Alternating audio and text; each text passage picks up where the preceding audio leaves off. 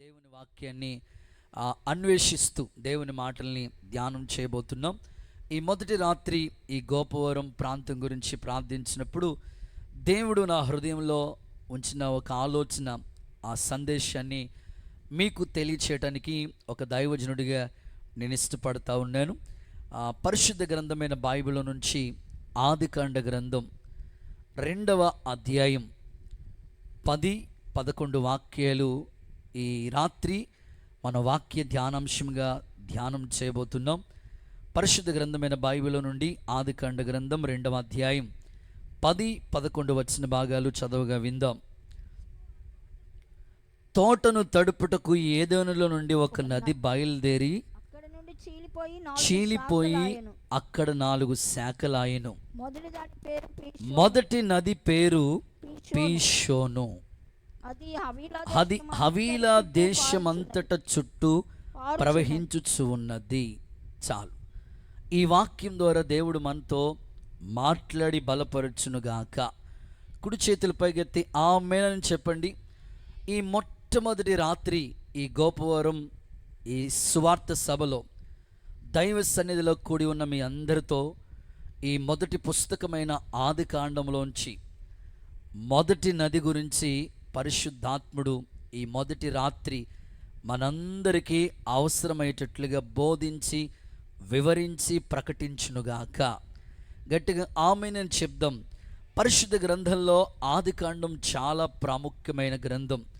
So మొట్టమొదటి గ్రంథం, లేఖనాల్లో దేవుడు అన్ని విలువైన మాటలు ఆదికాండ గ్రంథంలో మనం చూస్తాం. ఆదికాండము అనే మాటకి అర్థం ఏమిటంటే ఉత్పత్తి.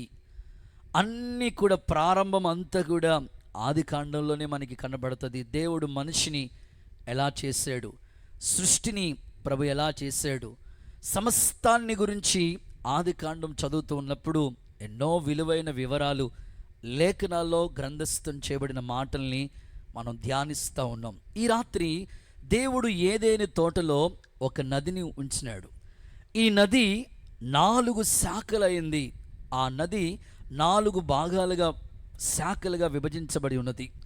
అందులో మొట్టమొదటి నది పేరేమిటంటే పీషోను, 2వ నది పేరు గీహోను, 3వ నది పేరు హిద్దికేలు, 4వ నది పేరు యూఫ్రటీస్. పరిశుద్ధ గ్రంథంలో దేవుడు ఏదేని తోటలో బయలుదేరిన ఈ నది 4 శాఖలుగా విభజించబడింది. అందులో ఒక్క నది గురించే, ఈ మొదటి రోజు కాబట్టి మొదటి నది గురించి, ఫస్ట్ నది గురించి పరిశుద్ధాత్ముడు ఈ ప్రాంత ప్రజలందరితో, అలాగే దేవుని వాక్యం ఎంతమంది ఆసక్తి కలిగి వినాలనే ఆశతో వచ్చారో ప్రతి ఒక్కరికి అర్థమయ్యేటట్లుగా యేసు నామములో ప్రభు బోధించునుగాక. కుడి చేతుల పైకెత్తి ఆమేన్ అని చెప్తారా? సో మొట్టమొదటి నది గురించి దేవుని లేఖనాల్లో నేను ప్రార్థన పూర్వకంగా ఈ సందేశాన్ని మీకు అందించాలని కోరుకుంటా ఉన్నాను. ఈ అధ్యాయం చాలాసార్లు మనం చదువుతూ వచ్చాం. తరచుగా బైబిల్ క్విజ్ పెడతా ఉంటాను నేను రెగ్యులర్గా. ఎవ్రీ ఇయర్ బైబిల్ క్విజ్ జరుగుతున్నప్పుడు తరచుగా ఎన్నిసార్లు దేవుని వాక్యం చదువుతున్నామో ఆ వాక్యపు వెలుగులో అనేకమైన మాటలు దేవుడు తెలియచేస్తూ ఉన్నారు. ఒకసారి నేను చదువుతూ దేవుని మాటలు ధ్యానిస్తూ ఉన్నప్పుడు ఏంటి, ఏదేనిలో ఒక నది బయలుదేరటం ఏంటి, 4 శాఖలుగా విభజించబడటం ఏంటి అని ఆలోచించి ప్రార్థించి హృదయపూర్వకంగా దేవుని వాక్యాన్ని ధ్యానించినప్పుడు ఈ నదుల గురించిన ఉన్నతమైన ప్రత్యక్షత దేవుని ఆలోచన ద్వారా పొందుకోవటానికి, వాటిని గురించిన వివరణ ఈ రాత్రి మీకు అందించడానికి దేవుడు సమృద్ధిగా కృపచూపునుగాక. ప్రియులారా, మీలో చాలామందికి ఎన్నో ప్రాంతాల్లో ఉన్న నదుల గురించి కోర్స్ మీకు తెలిసి ఉండొచ్చు. కానీ బైబిల్లో ఉన్న నదుల గురించి చదువుతూ ఉన్నప్పుడు చాలా ప్రాముఖ్యమైన సందేశాలు దేవుడు లేఖనాల్లో దాచి ఉంచాడు. మరి ప్రాముఖ్యంగా ఈ మొదటి రోజు పీషోను అనే నది గురించి దేవుని సేవకుడిగా మీ అందరితో వివరించాలని సన్నిధిలో ప్రార్థన పూర్వకంగా ఈ సందేశాన్ని మీకు అందించాలని నేను కోరుకుంటున్నాను. పరిశుద్ధాత్ముడు అందరితో సూటిగా తేటగా ఆయన వాక్యపు వెలుగులో అనేకుల్ని దర్శించునుగాక. ఎంతమందికి ఆశ ఉంటుందో ఆ ఆశ గల ప్రాణాన్ని దేవుడు తప్పకుండా తృప్తిపరుస్తూ ఉంటాడు. దేవుని లేఖనాల్లో ప్రతి అక్షరం వెనకాల ఒక ఆత్మీయ అనుభవాలు రాసి ఉంచాడు దేవుడు. ఏదో వాక్యాన్ని జనరల్గా ఒక టెక్స్ట్ బుక్ చదువుకునేటట్లుగా మనం చదువుకోకుండా అక్షరం వెనకాల ఉన్న ప్రతి ఆత్మీయతను గుర్తించి చదివి ధ్యానిస్తూ ఉంటే ఆ మాటల్లో ఉన్న సారాంశాన్ని మన జీవితానికి దేవుడు ఒక చక్కని పాఠాన్ని తెలియచేయాలని ఈ రాత్రి కోరుకుంటున్నాడు. ప్రియులారా, చదువుకున్న వాక్య లేఖన భాగంలో పీషోను, ఇది ఏదేను తోటలో మొట్టమొదటి నదిగా ఎంపిక చేయబడినట్లుగా లేఖనాల్లో మనం చూస్తున్నాం. పీషోను అనే మాటకు సరైన అర్థం ఏమిటంటే వేగముగా ప్రవహించినది లేదా ధారాళముగా ప్రవహించినది. ప్రియులారా, ఈ రోజున మిమ్మల్ని అడిగాను అనుకోండి, వేగముగా ప్రవహించేది ఏది అని నేను అడిగాను అనుకోండి, మీరు చాలామంది భౌతికంగా ఆలోచిస్తారు కనుక, పాస్టర్ గారండి మనసు చాలా వేగంగా పరిగెడతా ఉంటుందండి, మేము ఇక్కడే ఉన్నాం కదండి, మా మనసు భోజనాల చుట్టూ తిరుగుతూ ఉన్నాయండి. వేగంగా పరిగెడతా ఉంటుంది. జనరల్గా భౌతికంగా ఆలోచిస్తూ ఉంటుంటే మీరు ఇక్కడే ఉన్నారు కానీ మీ మనసులు ఎక్కడెక్కడో తిరుగుతూ ఉంటాయి. భౌతికంగా మనం ఆలోచిస్తూ ఉంటుంటే వేగంగా పరిగెత్తేవి చాలా మనకి కనపడుతూ ఉంటాయి. జనరల్గా ఆలోచిస్తూ ఉంటుంటే డబ్బు ఈరోజు అది మీ చేతిలో ఉంది, రేపు నా చేతిలోకి రావచ్చు, ఇలా నా దగ్గర నుంచి ఇంకొక అన్న దగ్గరికి పోవచ్చు.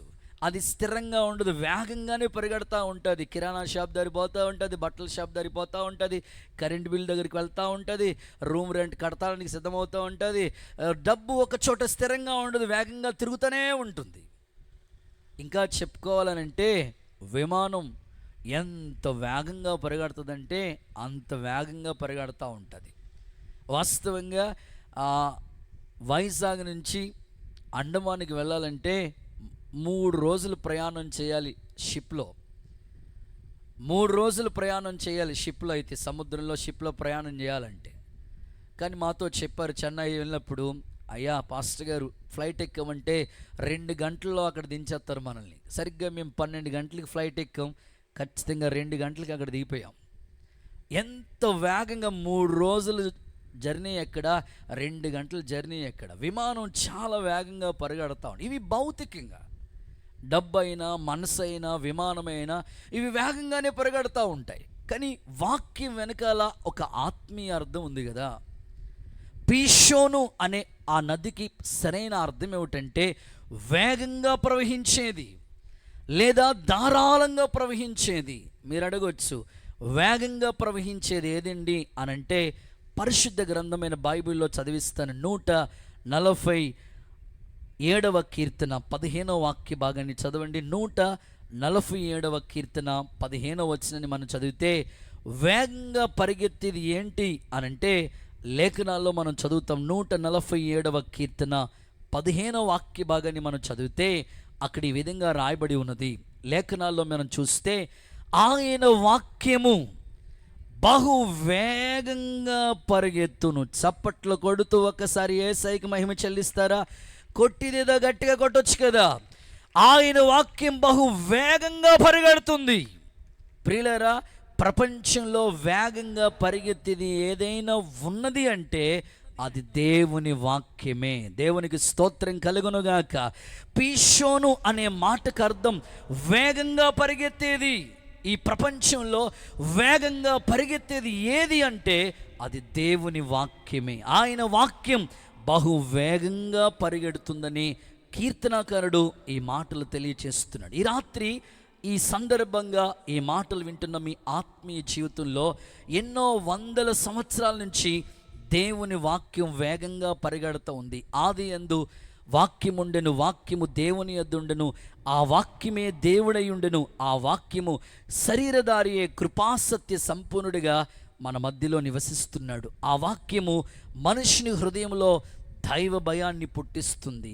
నీ ఎదుట పాపం చేయకుండా ఉండినట్లు వాక్యం నా హృదయంలో ఉంచుకున్నానని భక్తుడు మనవి చేసినట్లు, వాక్యమే సర్వ శరీరానికి ఆరోగ్యము కలుగు చేస్తున్నట్లు బైబిల్ లేఖనాల్లో మనం చదువుకున్నట్లయితే హెబ్రీ పత్రిక 4వ అధ్యాయం 12వ వాక్య భాగాన్ని మనం చదివితే, ఎందుకనగా దేవుని వాక్యము సజీవమై బలము గలదై రెండంచుల వాడి అయిన ఖడ్గము కంటే పదునదై హృదయ ఆలోచనలు తలంపులను మట్టుకి ప్రవేశించుచు ఆ దేవుని వాక్యం మనిషి జీవితాన్ని పరిశీలిస్తున్నట్లుగా, శుద్ధి చేస్తున్నట్లుగా దేవుని లేఖనంలో అపోస్తలుడైన పౌలు హెబ్రీ పత్రిక 4వ అధ్యాయం 12వ వాక్యంలో చెప్తున్నాడు. సజీవమైన దేవుని వాక్యం హృదయపు తలంపుల్ని, ఆలోచనల్ని కూడా విభాగించి మట్టుకు ప్రవహిస్తూ ఉన్నదట. ప్రియులారా, ఈ నది దేవుని వాక్యమే, వేగంగా ప్రవహించేది దేవుని వాక్యమే. ఈ వాక్యాన్ని ఎంతోమంది మతకర్తలు, ఎంతోమంది పీఠాధిపతులు, ఎంతోమంది గొప్ప గొప్ప పేరు ప్రఖ్యాతులు సంపాదించిన వాళ్ళు ఈ వాక్య ప్రవాహాన్ని ఆపాలని ఎన్నో ప్రయత్నాలు చేస్తూ వచ్చారు. ఒక్కరు కాదు, ఇద్దరు కాదు, ఈ వాక్యం ఇంతటితో ఆపేయాలి, ఈ వాక్యాన్ని అరికెట్టేయాలి, ఈ వాక్యం ఇక్కడి నుంచి ఉండదు అని చాలామంది వాక్యాన్ని ఆపాలని, ఎన్నో విధాలుగా అరికట్టాలని ఎంత ప్రయత్నాలు చేసినా సరే అది ప్రవాహం వలె నేటికి 2024 సంవత్సరాల నుంచి దేవుని వాక్యం ప్రవహిస్తూనే ఉన్నది. చప్పట్లు కొడుతూ ఒకసారి యేసయ్యకి గట్టిగా మహిమ చెల్లిద్దామా? ఈ రాత్రి దేవుడు మాట్లాడుతున్నాడు. ఆ పీషోను నది దేవుని వాక్యానికి గుర్తుగా కనబడుతూ ఉన్నది. నిజంగా దేవుని వాక్యాన్ని బైబిల్లో మనం చదివితే అపోస్తలుడైన పౌలు అంటాడు, సంఘంని ఉదక స్నానముతో, వాక్యముతో ఉదక స్నానం చేపిస్తున్నాను. ఉదకము అంటే వేడి నీళ్ళు. ఉదక స్నానముతో సంఘాన్ని శుద్ధి చేస్తున్నాను అంటాడు దైవజనుడైన పౌలు. కనుక దేవుని వాక్యం నీరు వలె ప్రవహిస్తూనే ఉన్నది.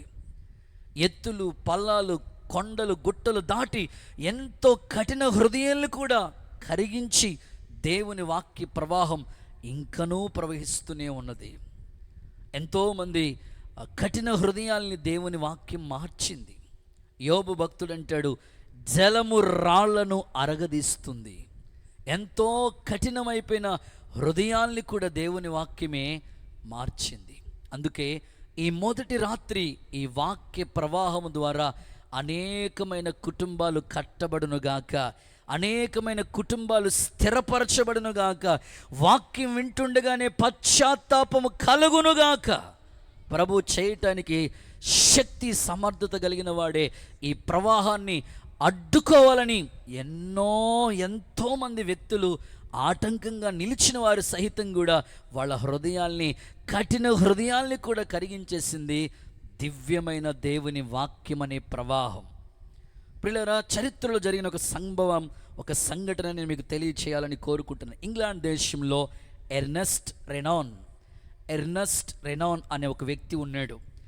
ఈ వ్యక్తి ఏమన్నాడు తెలుసా?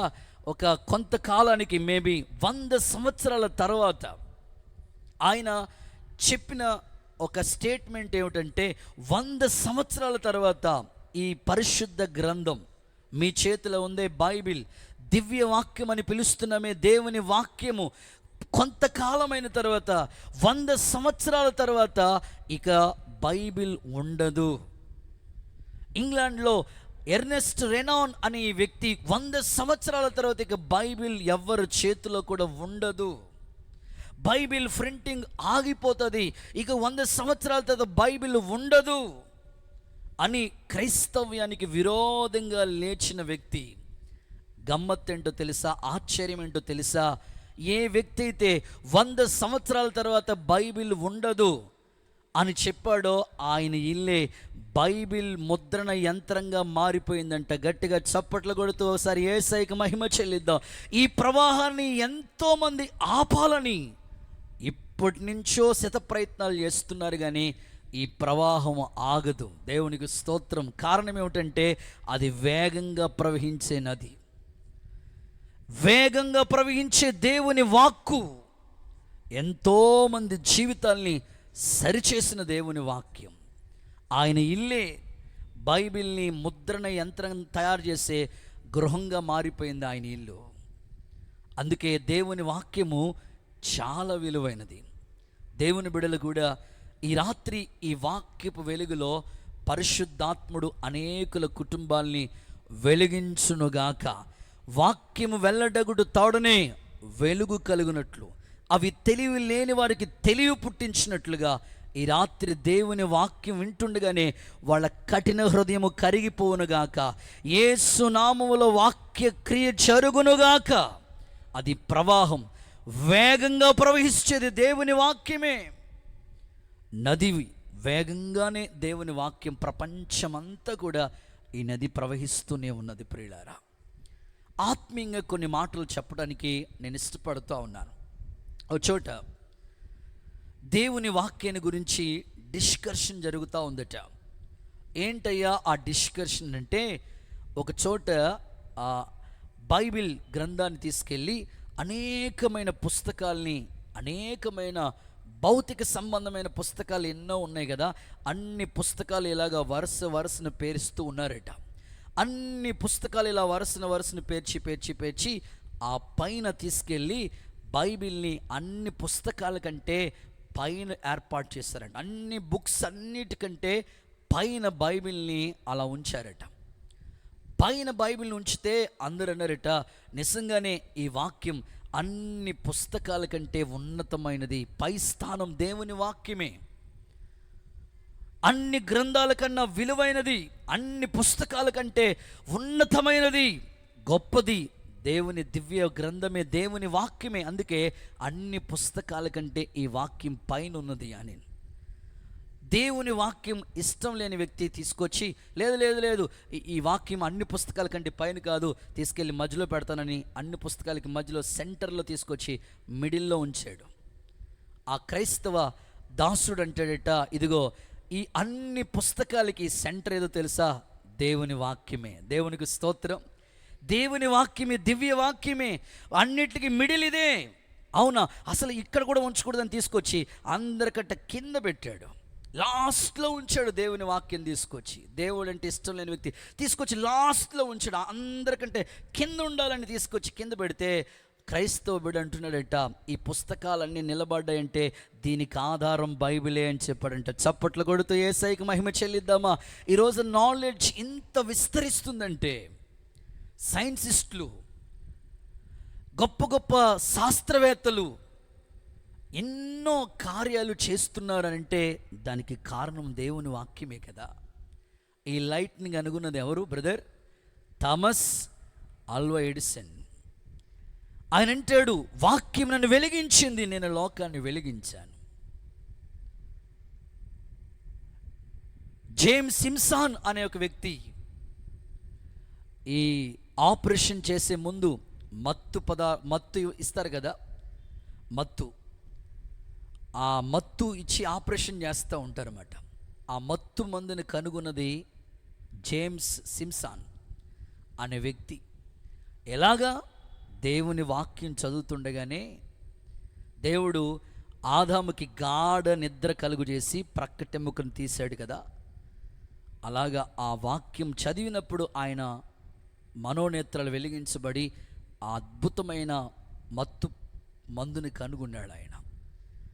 ఈరోజు చాలామంది దేవుని వాక్యం విలువ తెలియక, దైవ విలువ తెలియక ఇంకా చాలామంది దూరంగానే ఉంటున్నారు. ఇదిగో ఈరోజు వాక్యమై ఉన్న ప్రభు కృపాసత్య సంపూర్ణుడిగా మన మధ్యలో వేగము వలె ప్రవహిస్తున్నాడు. కఠిన హృదయాలు యేసు నామములో ఈ రాత్రి మార్చబడునుగాక. యెషయా ప్రవక్త ఏమంటాడు తెలుసా? ఆకాశం నుంచి మంచు, ఆకాశం నుంచి వర్షం కురిచి విత్తువానికి ఎలాగైతే విత్తనాన్ని ఇచ్చి ఫలభరితమైన ఫలాన్ని ఇచ్చిందో, నా నోటి నుండి వచ్చిన మాట కూడా మరలా వృధాగా వ్యర్థంగా తిరిగి రాదు, నేను పంపిన కార్యము చేస్తుంది. ఆమేనని చెప్పండి ఒకసారి. మీరు యెషయా గ్రంథం తర్వాత మీరు ఇంటికి వెళ్ళిన తర్వాత చదువుకోండి. 55వ అధ్యాయంలో 10-11 వచనాల్లో ఈ మాటలే ఉంటుంది. ఆకాశం నుంచి మంచు, ఆకాశం నుంచి వర్షం కురిసిన తర్వాత విత్తువానికి ఎలాగైతే ఫలమిస్తుందో, దేవుని నోటి నుండి వచ్చే మాట కూడా నిష్ఫలముగా తిరిగి రాదు. ఈ రాత్రి నేను ఆశపడుతున్నాను, ఇక్కడ విత్తబడుతున్న విత్తనం అనేక హృదయాల్లో నీరు కట్టి ఫలింప చేయబడునుగాక. అతడు చేయనిదంతా సఫలమగునుగాక. తిరిగి మరలా వ్యర్థంగా దేవుని వాక్యం వృధా కాకుండగా దేవుడు పంపిన కార్యము ఈ రాత్రి వాక్యము ద్వారా అనేకుల జీవితాలు కట్టబడునుగాక, స్థిరపరచబడునుగాక. గొప్ప కార్యాలు ప్రభు చేయబోతున్నాడు. విశ్వసించిన వాళ్ళందరూ కుడి చేతుల పైకెత్తి ఆమేనండి గట్టిగా. కాబట్టి పీషోను అనే మాటకి అర్థం వేగంగా ప్రవహించేది లేదా ధారాళంగా ప్రవహించేది. ఏది అనంటే అది దేవుని వాక్యమే బహువేగంగా ప్రవహిస్తుంది. దేవుడు పంపిన కార్యాన్ని జరిగిస్తుంది. అయితే ఈ నది ఎక్కడ ప్రవహిస్తుంది? పీషోను నది అనంటే మనం చదువుకున్న వాక్యంలో ప్రారంభ మూల వాక్యంలో హవీలా చుట్టూ ప్రవహిస్తుంది అనే మాట చూస్తాం. ఆదికాండ గ్రంథాలు చదువుకున్నా కదా, హవీలా చుట్టూ ప్రవహిస్తుంది అన్నాడు. హవీలా అనే మాటకు అర్థం ఏమిటంటే ఇసుక భూమి. అసలు అందరూ చెప్తారా? ఒకసారి మీ నోటితో చెప్తారా? ఇసుక భూమి. కొంచెం గట్టిగా చెప్పండి. ఇసుక భూమి. హవీలా అనే మాటకు ఇసుక భూమి అని అర్థం. ఈ వాక్యము వేగంగా ప్రవహించే వాక్యం ఎక్కడ ప్రవహిస్తుంది? హవీలా చుట్టూ ప్రవహిస్తుంది. ఈ ఇసుక భూమి ఎవరో కాదు, నువ్వే. మనిషి జీవితానికి ఇసుక భూమి గుర్తుగా కనబడతా ఉంది. మీరు పరిశుద్ధ గ్రంథమైన బైబిల్లో ఇర్మియా గ్రంథం చూడండి. 17వ అధ్యాయం 13వ వాక్యం చదువుదాం. ఇసుక భూమిని గురించి ఇర్మియా ప్రవక్త 17వ అధ్యాయం 13వ వచనంలో ఇలా చెప్తా ఉన్నాడు. బ్రదర్, లేఖనాలు చదువుతూ ధ్యానిస్తూ ఉంటుండగా చూద్దాం. ఇర్మియా ప్రవచన పుస్తకం 17వ అధ్యాయం 13వ చరణాన్ని చదువుదాం. ఇశ్రాయేలీయులకు ఆశ్రయమా, ఓకే, నేను విసర్జించిన వారందరూ కూడా సిగ్గుపడతారు. నా ఎడల ద్రోహం చేయువారు, ఓకే, యెహోవా అను జీవజల నది అయిన నన్ను విసర్జించి ఉన్నారు వాళ్ళు. కాబట్టి వాళ్ళ జీవితం ఏంటో తెలుసా బ్రదర్, సిస్టర్? ఇసుక మీద రాయబడినట్లుగా వాళ్ళ జీవితం ఉన్నది. ఇసుక భూమి మనిషికి గుర్తుగా ఉన్నాడు. జీవజల నది అయిన నన్ను, ఆ నది ప్రభువే, వాక్యమే. జీవజల నది అయిన నన్ను విసర్జించి ఉన్నారు వాళ్ళు, నన్ను తృణీకరించారు. వాళ్ళ జీవితం ఎలా ఉందో తెలుసా? ఇసుక మీద రాయబడినట్లుగా ఉన్నది వాళ్ళ జీవితం. ఈ రోజున మనిషి జీవితం ఇసుక లాంటి బ్రతుకు. హవీలా చుట్టూ ప్రవహిస్తుంది ఈ యొక్క ప్రవహించే వాక్యం.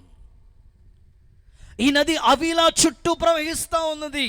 ఈరోజు మనిషి జీవితం మీద దేవుని వాక్యం ప్రవహిస్తూనే ఉన్నది. ఇసుక భూమి నువ్వే. ఇసుక భూమి మనిషి జీవితమే. ఈరోజు మనిషి దేవుణ్ణి విసర్జించి దేవునికి దూరమై ఇసుకలాగా మారిపోతూ ఉన్నాడు. ఇసుకలో ఉండే 3 లక్షణాలు ABC అని చెప్తాను. ఇసుక ఏ వాతావరణానికి తగినట్లు మారిపోతుందండి.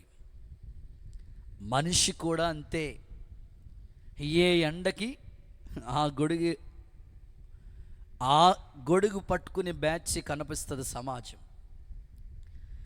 ఏ ఎండకు ఆ గొడుగు.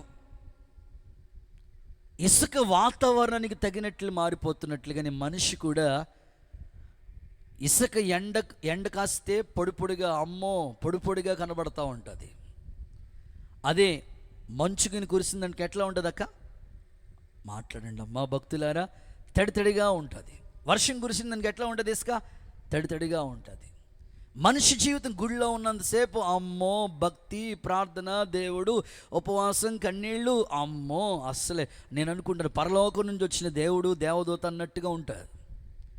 మరి గుళ్ళోంచి వెళ్ళిపోయిన తర్వాత బళ్ళలోకి వెళ్తే, మార్కెట్లో ఉంటే, సమాజంలో ఉంటే ఎలా ఉంటుంది నీ లైఫ్?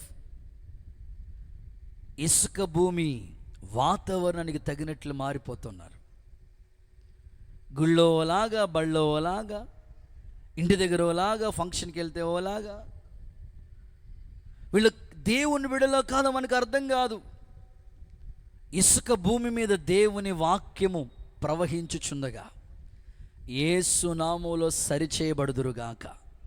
ఈ మొదటి రాత్రే మంచి పునాది మీద మీ జీవితాలు కట్టబడునుగాక. క్రీస్తు యేసే ముఖ్యమైన మూలరాయి ఉండగా అపోస్తులు ప్రవక్తలు వేసిన పునాది మీద నీ జీవితం కట్టబడునుగాక. నీ జీవితం కట్టబడితే ఇసుక భూమిలాగా మారవు, వాతావరణానికి తగినట్లుగా మారిపోవు. ఈ రాత్రి ఆత్మీయ జీవితం సరైన పునాది మీద కట్టబడాలి. చాలామంది స్టేటస్ పెట్టుకుంటూ ఉంటారు కదా. నాకు విచిత్రంగా అనిపిస్తుంది, అసలు ఏం స్టేటస్ పెట్టుకోవాలో కూడా కొంతమందికి తెలియదు. బిర్యానీ తింటారు, దాన్ని ఫోటో తీసుకుని స్టేటస్ పెట్టుకుంటారు. మనం తినాలంటే ఇప్పుడు స్క్రీన్ షాట్ తీసుకున్న నోట్లోకి వెళ్తుందా బిర్యానీ? ఇప్పుడు తినాలని శ్రావణాన్ని తినాలనుకున్నాము, వాళ్ళు స్టేటస్ పెట్టుకున్న మనకు వస్తుంది కదా, స్క్రీన్ షాట్ తీసాం, ఇలా 3 చేతులతో 3 వేలుతో ఇలా అన్నం వచ్చింది, తిందామచ్చా? చాలామంది ఏది స్టేటస్ పెట్టుకోవాలో తెలియదు, వాళ్ళకి స్టేటస్ పెట్టుకుంటుంటారు. అలాగే ఓ తల్లి స్టేటస్ పెట్టుకుంది, పెద్ద ఆవిడ. చూస్తే ఆ స్టేటస్లో ఇలా ఉంది, ఏంటంటే సూసైడ్ చేసుకున్న ఓసర వెళ్ళి. స్తోత్రం చెప్పండి, ఒకసారి గట్టిగా చెప్పండి అమ్మ, చేతులు ఊపుతూ హల్లెలూయా అని చెప్పండి. సూసైడ్ చేసుకున్న ఓసర వెళ్ళి. ఏంటి ఓసర వెళ్ళి ఆత్మహత్య చేసుకుందా ఏంటి? వివరాల్లోకి వెళ్తే ఓసర వెళ్ళి అంటేనే రంగులు మార్చేది కదా.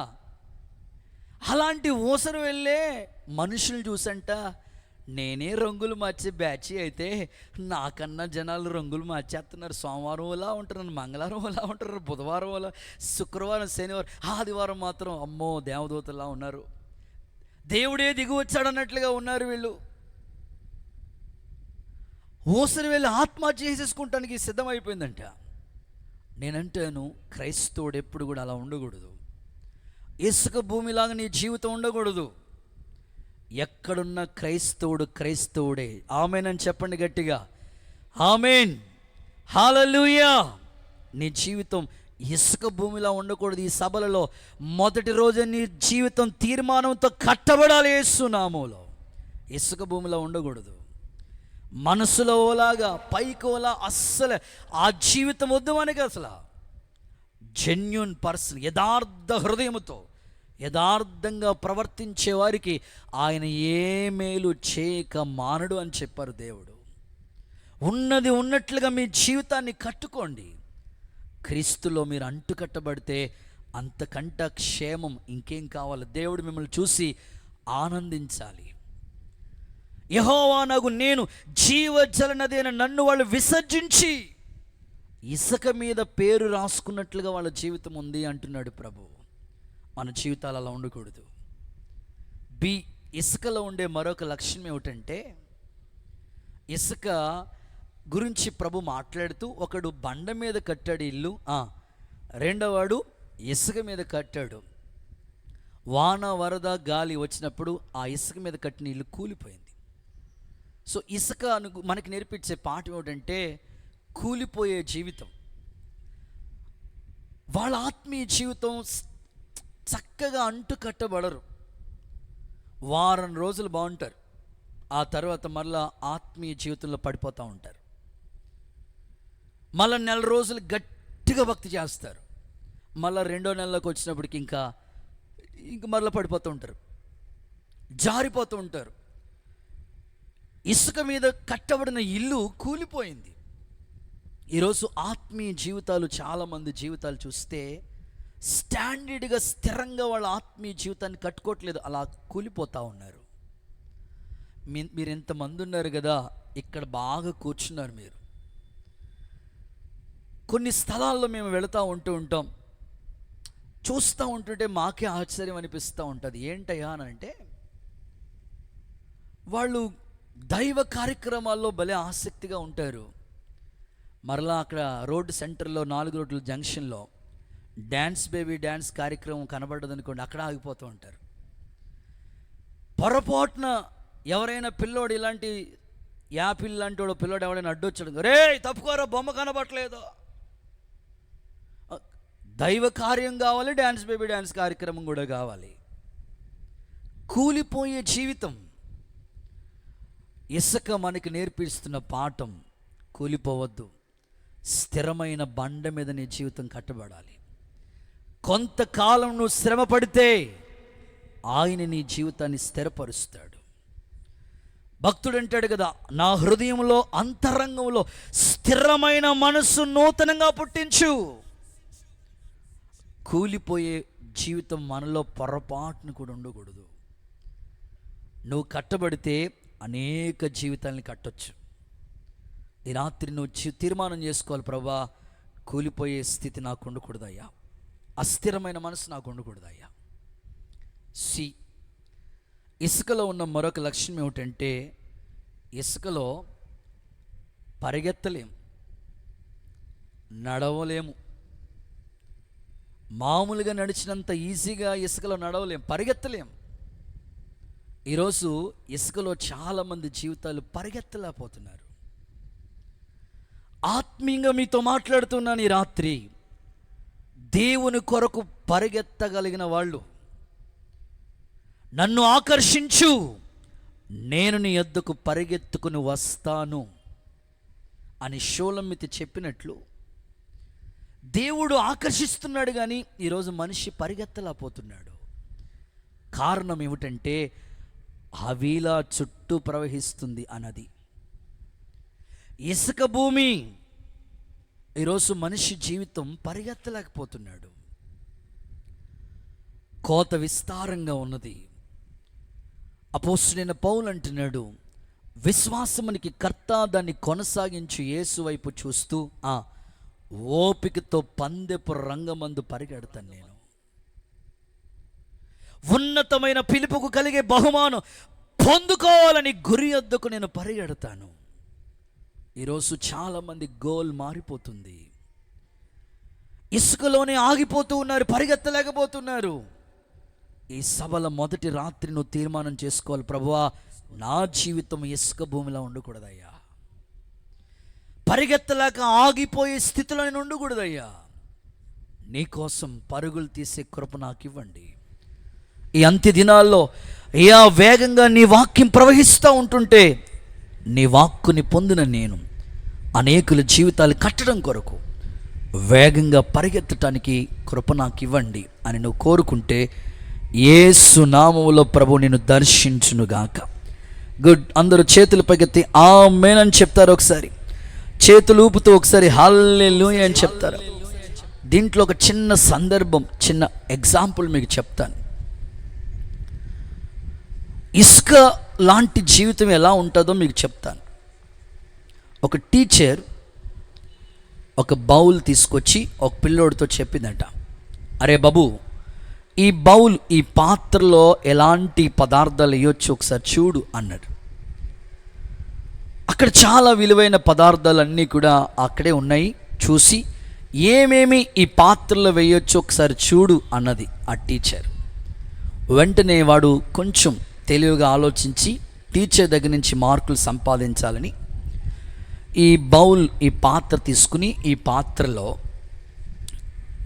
రాళ్ళు ఉంటాయి కదా, రాళ్ళు, ఆ పాత్రలో రాళ్ళు నింపాడు. కొంచెం ఖాళీ వచ్చింది. టీచర్ అడిగింది, ఇంకేమో నింపొచ్చు? చిన్న చిన్న రాళ్ళు కూడా నింపొచ్చు టీచర్. చిన్న చిన్న రాళ్ళు కూడా ఆ బౌల్లో నింపాడు. మళ్ళీ టీచర్ అడిగింది, ఇంకేమో నింపొచ్చు? టీచర్, ఇంకా అక్కడక్కడ గ్యాప్ ఉంటుంది కదా, ఇసుక కూడా నింపొచ్చు. గుడ్. 3 పదార్థాలు నింపబడింది. ఇంకేమో నింపొచ్చు అని అడిగింది. ఇంకా వాటర్ నింపొచ్చు అన్నాడు. వాటర్తో కూడా మొత్తం అంతా బౌల్ నింపితే, సో రాళ్ళు, చిన్న చిన్న రాళ్ళు అండ్ ఇసుక అండ్ వాటర్, ఈ 4తో ఈ బౌల్ అంతా నిండిపోయింది. సో ప్రక్కనే మరొక ఖాళీ పాత్ర ఉంది. మళ్ళీ టీచర్ అడిగింది, ఈ పాత్రని ఎట్లా నింపుతావు చూడు అన్నది. సో వాడు తెలివిగా ఆలోచించి ఆ బౌల్లో మొట్టమొదటిగా ఇసుకతో నింపాడు. ఇసుక ఆ బౌల్ అంతా ఫస్ట్ టైం ఏమో రాళ్ళతో నింపాడు. సెకండ్ బౌల్ దగ్గరికి వచ్చినప్పటికీ ఆ ఫస్ట్ తర్వాత నెక్స్ట్ బౌల్లో ఫస్టే ఇసుకతో నింపేశాడు. లోపలంతా ఇసుక వచ్చేసింది. ఇంకా ఏమీ వేయటానికి ఖాళీ లేదు, గ్యాప్ లేదు, బౌల్ అంతా నిండిపోయింది. రాళ్ళు వేయటానికి ప్లేస్ లేదు, చిన్న చిన్న రాళ్ళు ఇంకా అవకాశమే లేదు, ఛాన్సే లేదు. అప్పుడు టీచర్ అడుగుతుంది, ఇంకేమైనా వేయొచ్చా? వేస్తే ఈ బౌల్లో ఇంకేమన్నా వేయాలనుకుంటే వాటర్ తప్ప ఇంకేం వేసినా నిండదు టీచర్. వాటర్ తప్ప ఇంకేమీ ఛాన్స్ లేదు, ఇక అసలు అవకాశమే లేదు. అప్పుడు ఆ టీచర్ పాఠం చెప్తుంది ఆ పిల్లోడికి. ఏంటో తెలుసా, ఈరోజు చాలామంది జీవితాల్లో ముందు రాళ్ళు నింపినప్పుడు అవకాశం ఉంది, ఖాళీ ఉంది, చిన్న చిన్న రాళ్ళకి ఖాళీ ఉంది, ఆ తర్వాత ఇసుకకి ఖాళీ ఉంది, తర్వాత వాటర్ వేసుకోవడానికి కూడా ఖాళీ ఉంది. ఫస్ట్ ఇసుక నింపేస్తే ఇక ఆ బౌల్లో నీళ్లు తప్ప ఇంకేమేయటానికి అవకాశం లేదు. చాలామంది జీవితాల్లో అనవసరమైన విషయాలన్నీ ఈ ఖాళీ హృదయంలో నింపేసిన తర్వాత, ఈ ఇసుకతో నిండిపోయిన తర్వాత ఇక దేవుని వాక్యం ఎంత లోపలికి వెళ్దామన్న అవకాశం ఉండటం లేదు. ఎందుకంటే ముందే ఇసుక, ఆ ఖాళీ పాత్ర అంతా ఇసుకతో ఉండిపోయింది కాబట్టి ఇంకా దేవుని వాక్యం ఎంత లోపలికి వెళ్దామని ఛాన్సెస్ లేవు. ఈ రాత్రి అనవసరమైన విషయాలకి వీటికి నువ్వు త్రోవ ఇవ్వద్దు. వ్యర్థమైనవేవి కూడా నీ హృదయంలో నింపబడకూడదు. దేవుని వాక్యముతోనే నీ హృదయం అనే ఈ కుండ నింపబడునుగాక. వట్టి కుండలుగా వచ్చిన మిమ్మల్ని దేవుడు నిండు కుండలతో దేవుడు తిరిగి పంపించునుగాక. చప్పట్లు కొడుతూ సరి యేసయ్యకి మహిమ చెల్లిద్దామా? హల్లెలూయా. సో ఈ రాత్రి ఈ ఇసుక భూమి అనే ఈ మనిషి జీవితం మీద పీషోను అనే దేవుని వాక్యం ప్రవహిస్తూ ఉంది. ఇప్పుడు సబ్జెక్టులోకి వస్తున్నాను. పీషోను నది యొక్క ప్రాముఖ్యత ఏమిటి, లేదా హవీలా అనే ఇసుక భూమిపై పీషోను అనే నది ప్రవహించినప్పుడు ఏం జరిగింది? ఈ పీషోను నది యొక్క ప్రాముఖ్యత ఏంటో ముచ్చటగా మూడు మాటలు చెప్పేసి త్వరగా ఈ సబ్జెక్ట్ ముగిస్తాను. చూడండి, పీషోను నది యొక్క ప్రాముఖ్యత ఏమిటి అనంటే ఆదికాండ గ్రంథం దగ్గరికి వద్దాం. 2వ అధ్యాయం 11వ వాక్యంలో చూడండి ఒకసారి. ఆదికాండ గ్రంథం 2వ అధ్యాయం, అక్క మైక్ నాన్న, 11వ వాక్య భాగాన్ని చూస్తే అక్కడ ఇలా రాయబడి ఉంది. మొదటి దాని పేరు పీషోను, అది హవీలా దేశం అంతటి చుట్టూ పారుచున్నది. ఓకే, అక్కడ బంగారము ఉన్నది. ఆ బంగారం ఎట్లాంటిది? శ్రేష్టమైన బంగారం ఉన్నది అక్కడ. ఇనఫ్. సో మొదటి మాట, పీషోను నది యొక్క ప్రాముఖ్యత ఏమిటంటే శ్రేష్టమైన బంగారం ఉంది అక్కడ. ఫస్ట్ పాయింట్, శ్రేష్టమైన బంగారం ఉంది అక్కడ. ఈ బంగారం మీరు అడగొచ్చు, అన్నయ్య ఇసుక భూమిలో ఏం దొరుకుతుంది? బంగారం దొరుకుతుందా? ఈరోజు గోపవరం అంతా తిరిగేస్తాను. ఎక్కడ ఇసుక ఉందో ఇక్కడిక్కడే కన్స్ట్రక్షన్ వర్క్ జరుగుతుంది. అక్కోళ్ళు, గ్రేస్ అక్కోళ్ళు ఇల్లు కట్టుకుంటున్నారు. ఇక్కడ చక్కగా ఇసుక ఉంది ఇక్కడ. ఓ, ఈ ఇసుక తవ్వేస్తే ఎక్కడైనా మంచి బంగారం దొరికితే చాలు అని అనుకునేటట్లుగా ఉండకండి. ఇసుక భూమిలో బంగారం దొరుకుతుందంటే భౌతికంగా ఆలోచించకండి. కొంతమంది అనుకుంటారు, కొంతమంది పిల్లలకు కూడా పేరు పెట్టుకుంటారు. ఏం పేరు అని? బంగారం అండి. వాళ్ళ అమ్మగారిని అడిగితే మా కొడుకుని బంగారం అండి, నల్ల బంగారం. దేవుడికి స్తోత్రం కదా. ఎవరు ఈ కాకి పిల్ల, కాకి ముద్ద అన్నట్టుగా వాళ్ళకి పేర్లు పెట్టుకున్నారు. పిల్లల పేరు బంగారం అని పెట్టుకున్నారు. మాకు ఒక తల్లి ఉండేది, మేము సేవకు వచ్చిన కొత్తలో, విశ్వాస జీవితంలో ఫస్ట్ అమలాపురానికి వచ్చినప్పటికీ ఆ తల్లి పరిచయం ఇంతే ఉంటుంది. ఈ బలిపీఠంలో సగం ఉంటుంది, 3 అడుగులు 2.5 అడుగులు ఉంటుంది. పేరు ఏంటంటే బంగారం. పేరు బంగారమే కానీ మనిషి మాత్రం ఏసు రక్తమే జయం. ఇంకంతే. హల్లెలూయా చెప్పండి ఒకసారి గట్టిగా, హల్లెలూయా. ఇప్పుడు ఇసుక భూమిలో బంగారం దొరుకుతుంది అంటే ఆత్మీయంగా ఆలోచిద్దాం. బంగారం దేనికి గుర్తయ్యా అనంటే ప్రకటన గ్రంథం 1వ అధ్యాయం 15వ వాక్యం చదవండి ఒకసారి. ప్రకటన పుస్తకం 1వ అధ్యాయం 15వ వాక్యం చదవగా విందాం త్వరగా. పరిశుద్ధ లేఖనాలు చదవాలి, భక్తులు చదవాలి. ఆయన పాదములు, కొంచెం సౌండ్ పెట్టాయి అక్క మైకి. ఆయన పాదములు కొలిమిలో పుటము వేయబడి మెరియుచున్న అపరంజితో సమానమై ఉండెను. చాలు. యేసుక్రీస్తు ప్రభుని యోహాను ప్రత్యక్షత చూస్తూ, యేసయ్య ప్రత్యక్షతను చూస్తూ ఉన్నాడు. యోహానుకి కలిగిన దర్శనం.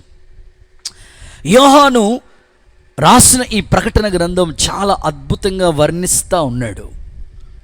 ఆయనను చూసినప్పుడు నేను చచ్చిన వాడి వలె పడి ఉన్నాను. ఆయన ముఖము మనోహరము, ఆయన పాదములు అపరంజిమయము అనని మాట్లాడుతూ, అపరంజి అంటే బంగారం, శ్రేష్టమైన బంగారాన్ని గురించి మాట్లాడుతూ ఇక్కడ ఏమని ప్రభువుని గురించి వర్ణిస్తూ, ఆయన పాదాలను చూడగా నేను ఆయన ఎట్లా ఉన్నారు తెలుసా? శ్రేష్టమైన అపరంజిని పోలిన వారే. అంటే ఒక్క మాటలో చెప్పాలంటే బంగారం దేవుని దైవత్వానికి లేకపోతే పరిశుద్ధతకి గుర్తుగా ఉన్నది. ఇప్పుడు హవీలాని ఇసుక భూమి లాంటి మనిషి జీవితంలో పీషోను అనే దేవుని వాక్యం ప్రవహిస్తే ఆ వ్యక్తి జీవితం బంగారం లాంటి పరిశుద్ధమైన జీవితం కలిగి జీవించుదురుగాక. చప్పట్లు కొడుతూ యేసయ్యకి బిగ్గరగా మహిమ చెల్లిద్దామా? హల్లెలూయా. నిజంగానే వాక్యము ఏ వ్యక్తి జీవితం మీద ప్రవహిస్తూ ఉంటుందో ఆ వ్యక్తి జీవితం బంగారం లాంటి ఆ శ్రేష్టమైన పరిశుద్ధత కలిగిన జీవితం కలిగిన వాడిగా ఉంటాడు. ఈరోజు నీ ఆత్మీయ జీవితం ఈ వాక్యాన్ని నీకు అప్లై చేసుకో, నీకు అన్వయించుకో. ఎన్నో సంవత్సరాల నుంచి నువ్వు వాక్యం వింటూ ఉన్నావు. ఎంతోమంది గొప్ప గొప్ప వాళ్ళు దేవుని వాక్యాన్ని నీకు ప్రకటిస్తూనే ఉన్నారు. అయితే నీ జీవితం వాక్యం ప్రవహిస్తున్నా, వాక్యాన్ని వింటున్నా ఇంకా హవీలాలాగే ఇసుక భూమిలాగే ఉండిపోతుందా? లేకపోతే బంగారానికి గుర్తుగా ఉన్న దేవుని దైవత్వం అనే పరిశుద్ధత నీలో కనబడుతుందా? ఈ రాత్రి నువ్వు ఆలోచించాలి. వాక్యాన్ని విని ఎవరు బాగా చెప్పారని మార్కులు వేసుకోకుండా నీకు నీవే మార్కులు వేసుకోవాలి. ఈ రాత్రి, ప్రభువా ఎన్ని సంవత్సరాల నుంచి నీ వాక్యాన్ని వింటున్నాను, ఇంకా ఇసుక భూమిలాగే ఉంటున్నానయ్యా. నా జీవితం శ్రేష్టమైన బంగారంలాగా జీవితం కలా ఉండట్లేదు. ఈ రాత్రి నన్ను దర్శించు ప్రభు. నా జీవితం శ్రేష్టమైన బంగారం అనే దైవత్వంగా గుర్తుగా ఉన్న ఆ పరిశుద్ధత నాలో కనబడాలయ్యా. బంగారం పరిశుద్ధతకి గుర్తుగా కనబడుతున్నది. ఈ రాత్రి దేవుని వాక్యం ఎవరైతే వింటూ ఉంటుండారో ఆ వాక్యం చేతనే వాళ్ళ జీవితాలు పరిశుద్ధపరచబడునుగాక, వాక్యము చేతనే పవిత్రపరచబడుదురుగాక. బంగారం లాంటి భవిష్యత్తు యేసు నామములో తండ్రి వారికి అనుగ్రహించునుగాక. కొన్ని సందర్భాలు మీకు బైబిల్ నుంచి చెప్తాను. ప్రత్యక్షపు గుడారంలో అతి పరిశుద్ధ స్థలములో నిబంధన మందసం ఉంటుంది. ఈ నిబంధన మందసం తుమ్మకర్రతో చేయబడి బంగారు రేకుని పొదిగించారు. తుమ్మకర్ర యేసయ్య మానవత్వానికి గుర్తయితే బంగారం యేసయ్య దైవత్వానికి గుర్తుగా ఉన్నది. అతి పరిశుద్ధ స్థలములో ఏడాదికి ఒకసారి యాజకుడు వెళ్ళి దైవ కార్యాన్ని జరిగిస్తూ ఉంటాడు. సో ఈ మందసం ప్రభు అయిన యేసుక్రీస్తుకి గుర్తు. అయితే ఈ మందసం పైన బంగారు రేకు పొదిగించబడినట్లు క్రీస్తులో ఉన్న దైవత్వం అనే పరిశుద్ధత మనలో కూడా ఎప్పటికప్పుడు కలిగి ఉండాలి. లేవీకాండం 11వ అధ్యాయం 44వ వచనాన్ని చదివితే, నేను పరిశుద్ధుణ్ణి గనుక మీరు సకల ప్రవర్తనల విషయమై పరిశుద్ధంగా ఉండండి అని ప్రభు చెప్పాడు. పరిశుద్ధత లేకుండా ఎవ్వరు ప్రభుని చూడలేరు. హృదయ శుద్ధి గలవారు ధన్యులు, వారు దేవుణ్ణి చూసెదరు అనే మాటని మనం చూస్తాం. ఈ రాత్రి దేవుని లేఖనాలు, దేవుని మాటలు వింటున్న నీ జీవితం మేలిమి బంగారముగా పరిశుద్ధతలో సంపూర్ణుడైన ప్రభుని కలిగిన బిడలుగా మన జీవితాలు అంటుకట్టబడి స్థిరపరచబడి యేసయ్య రాజ్య వ్యాప్తి కొరకే సాక్షులుగా మనం బ్రతుకుదముగాక. కుడి చేతులు పైకెత్తి ఆమేన్ అంటారు. ఒకసారి హల్లెలూయా అని చెప్తారా? ఇంకా అర్థమయ్యేటట్లుగా చెప్పాలంటే విలాప వాక్యాల గ్రంథంలో ఒక మాట చదివిస్తాను. విలాప వాక్యాల గ్రంథం 4వ అధ్యాయం రెండో వాక్యాన్ని మీరు చూడండి. అక్కడ బంగారాన్ని గురించి చక్కగా వర్ణిస్తున్నాడు విలాప గ్రంథకర్త అయిన ఇర్మియా. మేలిమి బంగారుతో పోల్చదగిన, మేలిమి బంగారముతో పోల్చదగిన సియోను ప్రియ కుమారులు, సియోను ప్రియ కుమారులు ఉన్నారు. మేలిమి బంగారముతో పోల్చదగిన సియోను ప్రియ కుమారులు ఉన్నారు. ఆ ప్రియ కుమారులో నీవొక్కడు ఎందుకు కాకూడదు తమ్ముడా? హలో సిస్టర్, నీవు దేవునికి ప్రియమైన కుమార్తెగా ఎందుకు మారకూడదు?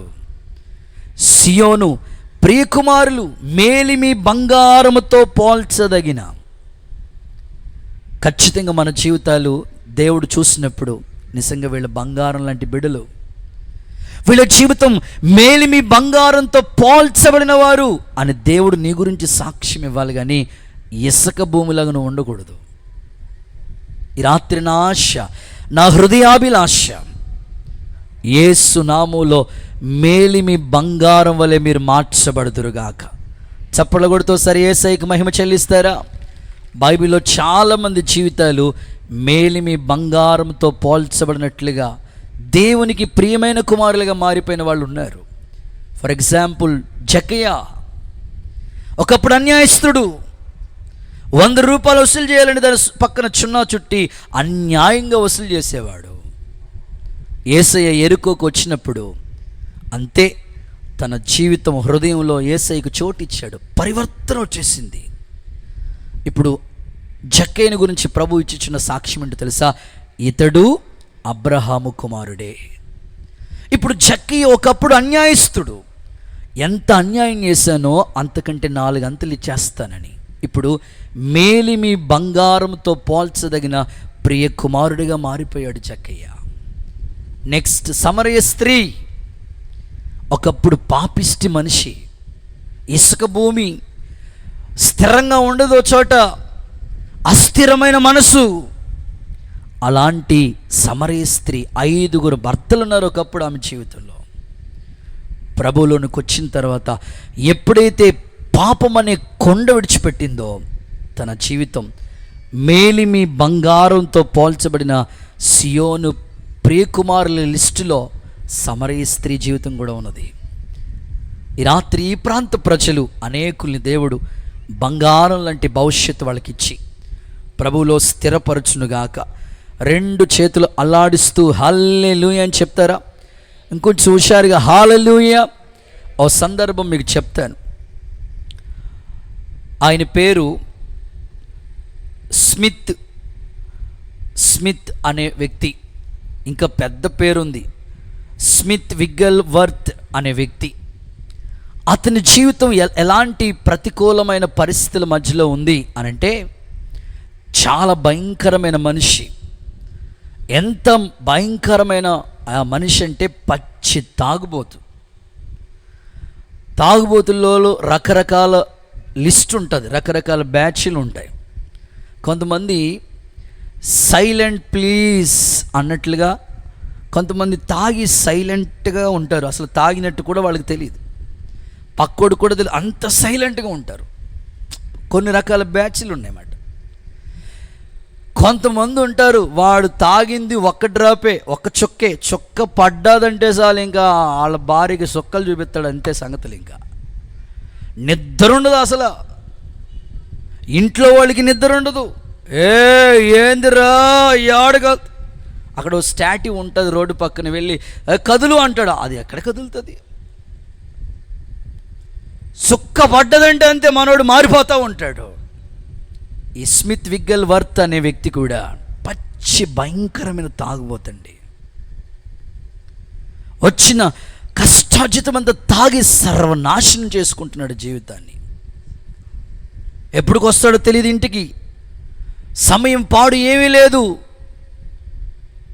కుటుంబాన్ని అధోపాతానికి తీసుకుని వెళ్ళిపోతున్నాడు. రోజు తాగొచ్చిన మైకిల్లో భార్యని కొడతానికి సిద్ధమయ్యాడు. భయంకరంగా కొట్టాడు. ఇదిగో ఇంట్లోంచి వెళ్ళిపో, బ్యాగ్ మూట ముళ్ళు సర్దుకుని పో అని ఇంట్లోంచి బయటికి గెంటేశాడు అర్ధరాత్రి వేళ. భార్య అక్కడే ఆ డోర్ ప్రక్కనే ఆ మెయిన్ గేట్, ఆ డోర్ ప్రక్కనే ఉండిపోయి తెల్లవారులు అక్కడే మోకాళ్ళు వేసి ప్రార్థన చేసిందంట. ప్రభా, పాపిష్టి మనిషి అయిన నా భర్తను మీరు జ్ఞాపకం చేసుకోండి అయ్యా. అతడు తెలిసి చేస్తున్నాడో తెలియక చేస్తున్నాడు, ఈ తాగుడనే వ్యసనం అతన్ని కృంగదీస్తూ ఉంది. వ్యసనాక్రాంతుడైపోతున్నాడు, డబ్బులన్నీ పాడైపోతుంది, అది ఆరోగ్యం అంతా క్షీణించిపోతుంది, పిల్లల గురించి కుటుంబాన్ని గురించి ఇంట్లో ఏమీ తీసుకురావట్లేదు. అక్కడే బయటే నిలిచి, ఇంటి బయటే వాకిట్లోనే నిలిచి, ఆ తలుపు దగ్గర నిలిచి ఏడ్చి ప్రలాపించి ప్రార్థన చేసిందంట తన భార్య. తెల్లారినప్పటికీ మత్తు దిగినట్టుంది. వచ్చాడు దగ్గరికి, వెళ్ళమని చెప్పాను రాత్రి వెళ్ళలేదా అన్నాడు. భార్య అంటుంది, ఈ రోజుల్లో ఇలాంటి భార్యలు ఎక్కడున్నారులేండి, దేవుడికి స్తోత్రం, హల్లెలూయా చెప్పండి, హుషారుగా చెప్పండి అమ్మ, చేతులేదు. ఎల్లం అంటే పాపం, ఇంకంతే, ఏసు రక్తం మూటముళ్ళు సర్దుకుని రెడీ. ఏదైనా చిన్న మాట అంటే చాలు, మా మేనమామ ఫోన్ చేస్తాను ఏమనుకున్నావో అంటారు. భర్తను మార్చుకోవాలనే ఆశ ఉంది కనుకనే వెళ్ళిపోమంటే రాత్రి అంతా అక్కడే ఆ తలుపు దగ్గరే ఉండిపోయి ఏడ్చి ప్రలాపించింది. ఉదయం వచ్చాడు, మత్తు దిగింది, వచ్చి అంటాడు, వెళ్ళమంటే వెళ్ళలేదా, వెళ్ళవా అని అంటే భార్య భర్త దగ్గరికి వచ్చి అంటదట, మిమ్మల్ని విడిచి ఎక్కడికి వెళ్తానండి, నేను మీతోనే కదండి మా జీవితం అని ప్రమాణం చేశాను కదండి. అంతే, ఆ మాటలు ఆయన హృదయాన్ని తట్టాయి. ఎందుకండి అనవసరంగా మీ డబ్బులు పాడు చేసుకుంటారు అని అనేకమైన మాటలు చెప్పి కన్నీళ్లతో ప్రార్థన చేసింది. స్మిత్ విగిల్వర్త్ అనే వ్యక్తి, పచ్చి తాగుబోతు వ్యక్తి ఎలా మారిపోయాడు తెలుసా? యుఎస్ఏలో, అమెరికా దేశంలో ప్రపంచ ప్రఖ్యాతిగాంచిన గొప్ప సువార్థికుడైపోయాడు. చప్పట్లు కొడుతూ యేసయ్యకు ఒకసారి మహిమ చెల్లిద్దామా? ఈ రాత్రి నేను కోరుకుంటున్నాను, ఈ ప్రాంతంలో ఇసుక భూమి లాంటి జీవితాల్ని, బంగారం లాంటి భవిష్యత్తుతో అనేకుల కుటుంబాలని దేవుడు నింపునుగాక. పాపం అనే స్థితి నుంచి వాళ్ళు విడిపించబడి పరిశుద్ధత వైపుకు ప్రయాణము చేసే కృప దేవుడు వారికి దయచేయునుగాక. ప్రభు చేయటానికి సమర్థుడే. ఈ రాత్రి ప్రార్థించండి, కోరుకోండి. ప్రభా, మా పిల్లలు మంచి బంగారం లాంటి భవిష్యత్తు. చాలామంది యవ్వన పిల్లలు 10th వరకు బాగానే ఉంటారండి, ఇక ఇంటర్లోకి వచ్చాడంటే, ఇంటర్మీడియట్ అంటేనే వాడు ఏడియట్టుగా తయారవుతున్నాడు. తల్లిని ఎదురుస్తున్నాడు, తండ్రిని ఎదురుస్తూ ఉన్నాడు, మనసు స్థిరంగా లేకుండా ఇసుక భూమి లాంటి పనులు చేస్తూ ఉన్నాడు.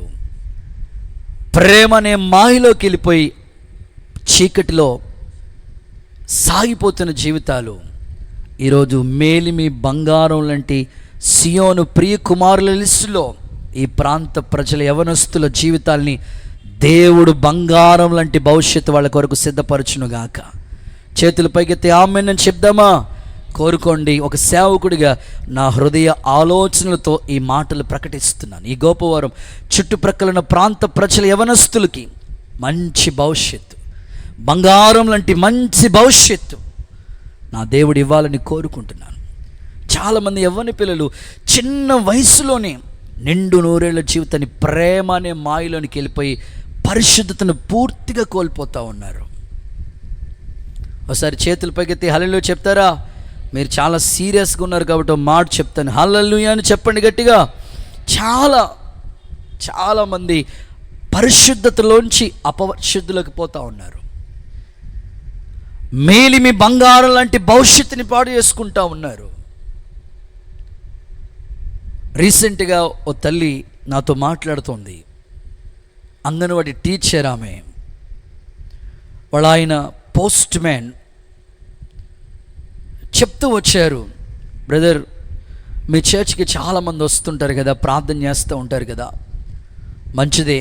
మా స్నేహితురాలు నాతోనే, ఆవిడ కూడా అంగన్వాడీ టీచర్గా పనిచేస్తూ ఉంది.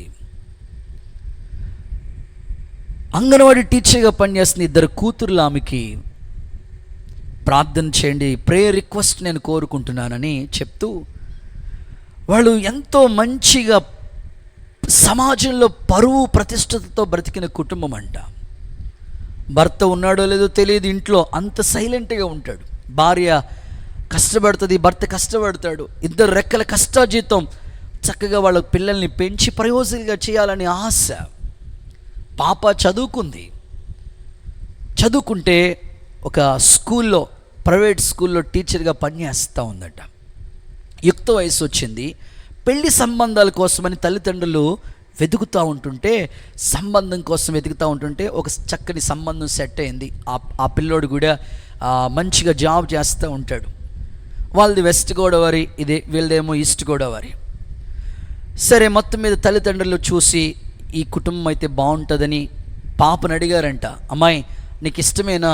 నీకన్నా నువ్వు స్కూల్లో చెప్తున్నాయి కదా 15,000 అంతా నీకు జీతం ఇస్తున్నారు కదా, ఆ అబ్బాయికి 30,000 జీతం వస్తుంది. ఇల్లు కట్టాడు, ఇంద్ర భవనం లాంటి ఇల్లు ఉంది, ఒక్కడే కొడుకు, అన్నీ ఉన్నాయి. తల్లిదండ్రులు మంచోళ్ళు, ఇంటోళ్ళు అందరూ మంచోళ్ళే.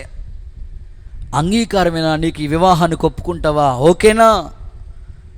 1కి 4 సార్లు కౌన్సిలింగ్ ఇచ్చిందంట వాళ్ళ మమ్మీ. ఇష్టమే మమ్మీ నాకు అన్నది. వాళ్ళ డాడీ అడిగారంటే ఇష్టమేనా? ఇష్టమే. వాళ్ళ మేనమామ వచ్చి అడిగాడు, నీకు ఇష్టమే? ఇష్టమే డాడీ. మామయ్య నాకు ఇష్టమే. మీ ఇష్టమే, నా ఇష్టం అన్నారు. సరే, చక్కగా సంబంధం, ఎంగేజ్మెంట్ అయిపోయింది, వివాహ కార్యక్రమం కూడా అయిపోయింది. అత్తోరింటికాడ నుంచి వాళ్ళ ఇంటికి, అమ్మగారి ఇంటికాడ నుంచి అత్తోరింటికి పంపించాలి. ఇక వివాహమైన 2వ రోజే రాత్రే 12-1 గంట సమయానికి ఆమె సూట్ కేస్, చదువుకున్న డాక్యుమెంట్స్, ఫైల్, కొంత డబ్బులు తీసుకుని రాత్రే ఎస్కేప్ వెళ్ళిపోయింది. తల్లిదండ్రులు పెళ్లి చేసి 2 రోజులు కూడా అవ్వలేదు. ఎంత గోల చేశారంటే, ఎంత బాధపడ్డ హృదయం, పిండైపోయినంత బాధ, వేదనతో, కన్నీళ్లతో, అరే నిన్ను అడిగే చేశాం కదా, నీకు ఇష్టం లేదని చెప్తే నీకు నచ్చిన వాళ్ళతోనే పెళ్లి చేసేవాళ్ళం కదా, నీ ఏడ్పు, గోల, ప్రార్థన, ఎంత కన్నీళ్లతో ఏడుస్తున్నారంటే వాళ్ళు. ఇంతకీ ఏం జరిగింది బ్రదర్ అని అంటే, స్కూల్లో టీచర్గా పనిచేస్తున్న ఈ పాప ఎవడో ఒకటి స్కూల్లో పనిచేస్తుంటుంటే ఒక అటెండర్ని ప్రేమించి వాడితో వెళ్ళిపోయింది. ఇష్టం లేదని చెప్తే ఎందుకు చేస్తారు తల్లిదండ్రులు? ఈరోజు ఆ కుటుంబంలో ఎంత వేదన. మేలిమి బంగారంలాగా ఉండవలసిన కుటుంబాలు ఇసుక భూమిలాగా మారిపోతున్నాయి. ఈ రాత్రి వాక్యం ప్రవహిస్తూ ఉంటుండగా యేసు నామములో బంగారం లాంటి భవిష్యత్తు యవ్వన బిడలకి దేవుడు అనుగ్రహించునుగాక. చప్పట్ల కొడుతో సరి యేసయ్యకి మహిమ చెల్లిద్దాం. రైట్, 2వ మాటలకు వస్తున్న సెకండ్ వన్, పీషోను నది యొక్క ప్రాముఖ్యత ఏమిటి? అక్కడ ఏముంది అనంటే, ఆదికాండ గ్రంథంలో 2వ అధ్యాయంలోనే మనం చదువుకున్న మరొక 11వ వచనం లాస్ట్లో మనం చూస్తే, 2వ మాట చూస్తే, అక్కడ బోలం ఉన్నది. 12వ వచనం, బోలం ఉన్నది అక్కడ. ఈ రాత్రి ఈ పీషోను నది, ఈ బోలం దేనికి గుర్తయ్యా అనంటే, బోలము అంటే ఆత్మీయంగా మీతో మాట్లాడాలంటే, అరబ్ కంట్రీస్లో, ఈ విదేశాల్లో ఒక అదో రకమైన ఒక చెట్టు ఉంటుంది, దాని నుంచి ఒక ద్రవ పదార్థం వస్తూ ఉంటుంది. సో ఆ బోలానికి మరొక నిర్వచనం ఏమిటంటే, చక్కని నిర్వచనం మీకు చెప్పుకోవాలంటే, అది చక్కగా మంచి స్మెల్ వస్తూ ఉంటుంది అన్నమాట. బోలము సువాసనకి గుర్తు. చూడండి, 2 రిఫరెన్స్లు ఇస్తాను మీకు ఇందులో. సామెతల గ్రంథం 7వ అధ్యాయం 17వ వాక్యం చూడండి. సామెతల గ్రంథం 7:17 త్వరగా చదువుదాం. కారపు చెక్క చల్లి ఉన్నాను, నా పరుపు మీద బోలమును అగరపు కారపు చెక్కను చల్లి ఉన్నాను అనే మాటను మనం చూస్తూ ఉన్నాం. అదే సామెతల గ్రంథంలో చదివారు కదా. పరమగీత గ్రంథంలో కూడా చూద్దాం. పరమగీతాల గ్రంథం 1వ అధ్యాయం 3వ వచనం చూస్తే, నీవు పూసుకున్న పరిమళ తైలం సువాసన, నీవు పూసుకున్న పరిమళ సువాసన గలవాడు. చదవమ్మా. నీ పేరు పోయబడిన పరిమళ తైలంతో సమానం. ఓకే, చదవండి కంటిన్యూస్. కన్యకులు నిన్ను ప్రేమించుదురు, నన్ను ఆకర్షించు, మేము నీ ఎద్దుకు పరిగెత్తి వచ్చేదము. ఓకే, రాజు తన అంతఃపురంలోని 13 నా ప్రియుడు నా రొమ్మున నుండి గోపరసమంత సువాసన గలవాడు. చాలు. బోలానికి మరొక పేరు బోలమునకు మరొక పేరు గోపరసం. గోపరసం అన్న అండ్ బోలమన్న ఒకటే, సువాసనకి గుర్తు. ఇక్కడ ఆత్మీయంగా మీతో మాట్లాడుతున్నాను. ఇసుక భూమి లాంటి మనిషి జీవితం మీద వాక్యం ప్రవహిస్తే ఆ వ్యక్తి ఎలా మారిపోతాడో తెలుసా? సువాసన, మంచి సాక్ష్య జీవితం. ఈ రాత్రి ఈ ప్రాంత ప్రజలు కూడా దేవుని దగ్గర నుంచి ఓ మంచి సాక్ష్యాన్ని పొందుదురుగాక. కుడి చేతుల పైకి తండ్రి హల్లెలూయా చెప్తారా? ఇంకాస్త గట్టిగా హల్లెలూయా. క్రీస్తు మనల్ని ప్రేమించి మనం పరిమళ సువాసనగా ఉండునట్లు ఏం చేశాడు ప్రభు? తను తాను బలిగా, అర్పణగా అప్పగించుకున్నాడు. యేసయ్యే నీ కోసం బలియాగం చేశాడు, త్యాగం అయిపోయాడు. ఎందుకో తెలుసా? నువ్వు పరిమళ సువాసననిచ్చేటట్లుగా, బోలంలాగా, గోపరసంలాగా నీ జీవితం ఉండాలని ఆయన నిన్ను నీ కోసం బలిగా, అర్పణగా అప్పగించుకున్నాడు ఆయన. ఈ రాత్రైనా నువ్వు ఈ త్యాగాన్ని గుర్తిస్తే నీ ఆత్మీయ జీవితం, వాక్యం ఎన్నో రోజుల నుంచి నువ్వు వింటున్నావు, నీ నుంచి ఆయన కోరుకుంటుంది బోలము లాంటి సువాసననిచ్చేటట్లుగా నీ జీవితం మంచి సాక్ష్యం కలిగిన వాడిగా ఉండాలి. ఇసుక భూమి లాంటి స్థితి వద్దు మనకి. వాక్యం ప్రవహిస్తుంది కాబట్టి మన జీవితాలు ఖచ్చితంగా సువాసన వెదజల్లే మంచి సాక్ష్యం ఈ ప్రాంతంలో మనకి కావాలి. ఒక సేవకుడిగా నేను నా ప్రార్థన అది, ఈ ప్రాంత ప్రజలు ఇప్పటికే మంచి సాక్ష్యం కలిగిన వారు ఇక్కడ ఉన్నారు.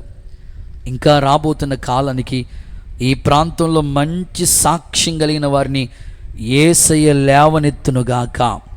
చేతులు పైకెత్తి ఆమేనండి. మంచి సాక్ష్య జీవితం, సువాసన.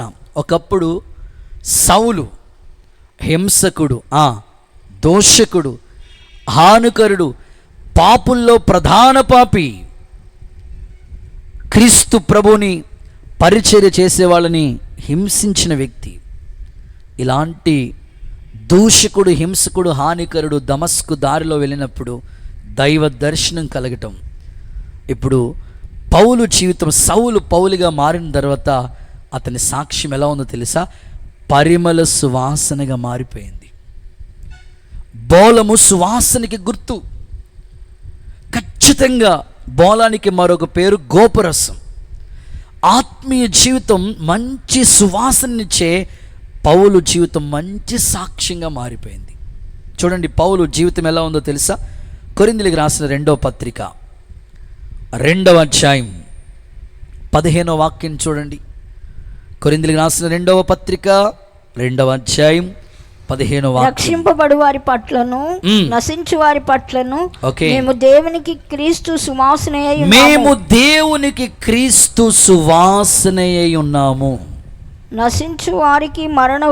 చూడండి, మేము దేవునికి క్రీస్తు సువాసనయై ఉన్నాము. పౌలు జీవితం సాక్ష్యం పరిమళించింది. ఒకప్పుడులా లేడు. ఇప్పుడు నా మట్టుకైతే బ్రతుకుట క్రీస్తు అంటున్నాడు. జీవించువాడిని నేను కాదు అంటున్నాడు. క్రీస్తే నా యందు కనబడుతున్నాడు అన్నాడు.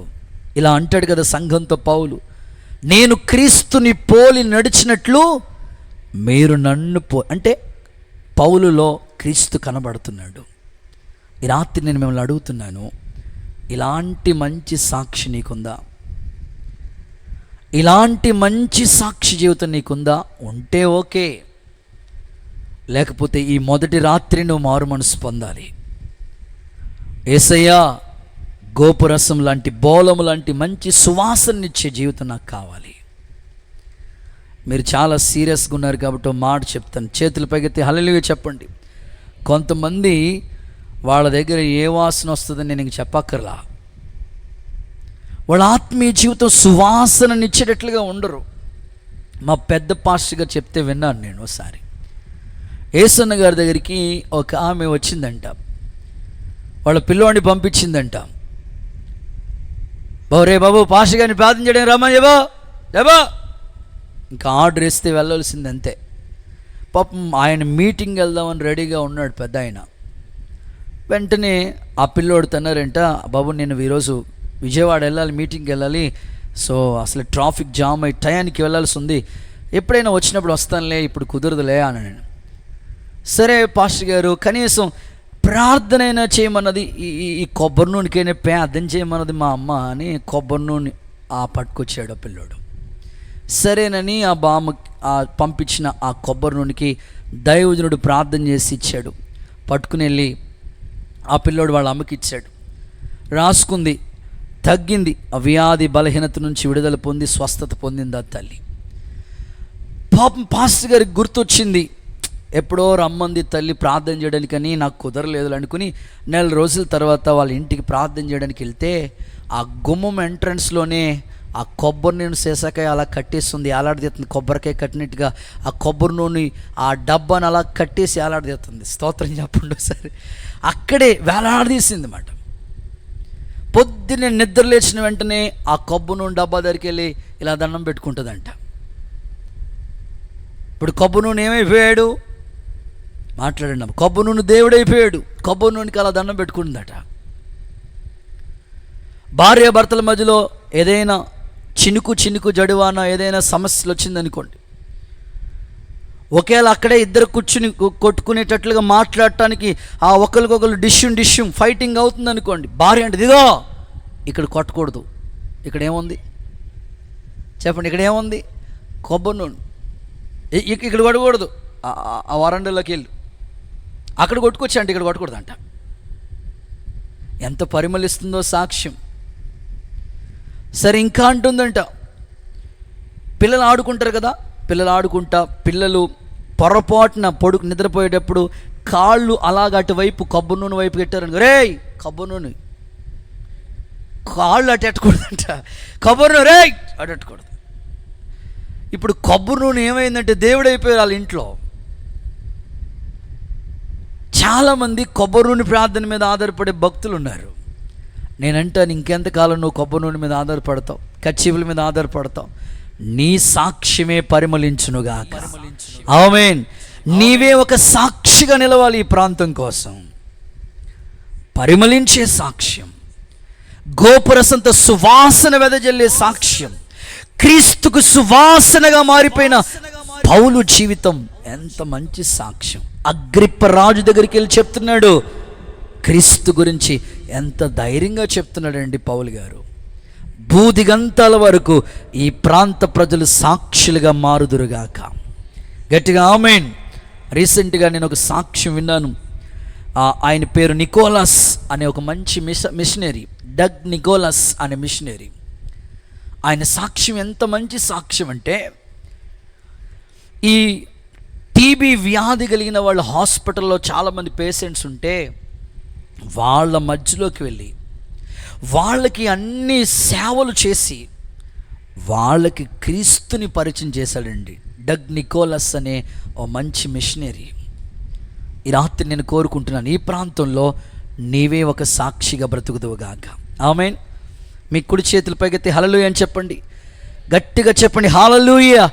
దేవుని కొరకు ఒక సాక్షిగా నువ్వు బ్రతకాలి, పరిమళించాలి నీ సాక్ష్యం. దైవజనుడిగా నేను కోరుకుంటున్నాను. ఓకే, చివరి మాట చెప్పేసి ప్రార్థన చేయాలని కోరుకుంటున్నాను. చివరి మాట,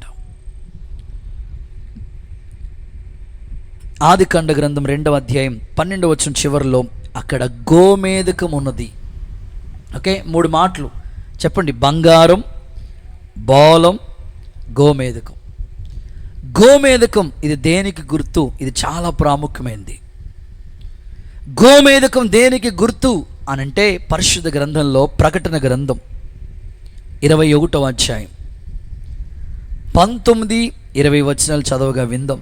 ప్రకటన గ్రంథం 21వ అధ్యాయం. ప్రాకారపు పునాదులు అమూల్యమైన నానావిధ రత్నములతో అలంకరింపబడి ఉండెను. ఓకే, మొదటి పునాది సూర్యకాంతపు రాయి, ఓకే, రెండవది నీలము, మూడవది యమున రాయి, నాలుగవది పచ్చ, ఐదవది వైడూర్యము, ఆరవది కెంపు, ఏడవది సువర్ణ, ఎనిమిదవది గోమేధికము. 8వది గోమేధకం. ఓకే, సో గోమేధకం అంటే రత్నము. ప్రకటన గ్రంథం 21వ అధ్యాయం 19-20 వచనాల సారాంశాన్ని మనం చూస్తే, ఈ అధ్యాయంలోకి వచ్చినప్పటికీ, ఈ 21వ అధ్యాయంలోకి వచ్చినప్పటికీ దేవుడు పరలోక పట్టణాన్ని గురించి మాట్లాడుతున్నాడు. యోహాను ప్రత్యక్షతలో యోహానికి దేవుడు చూపించిన ఆ దైవ ప్రత్యక్షత పరలోక పట్టణాన్ని గురించి మాట్లాడుతున్నాడు.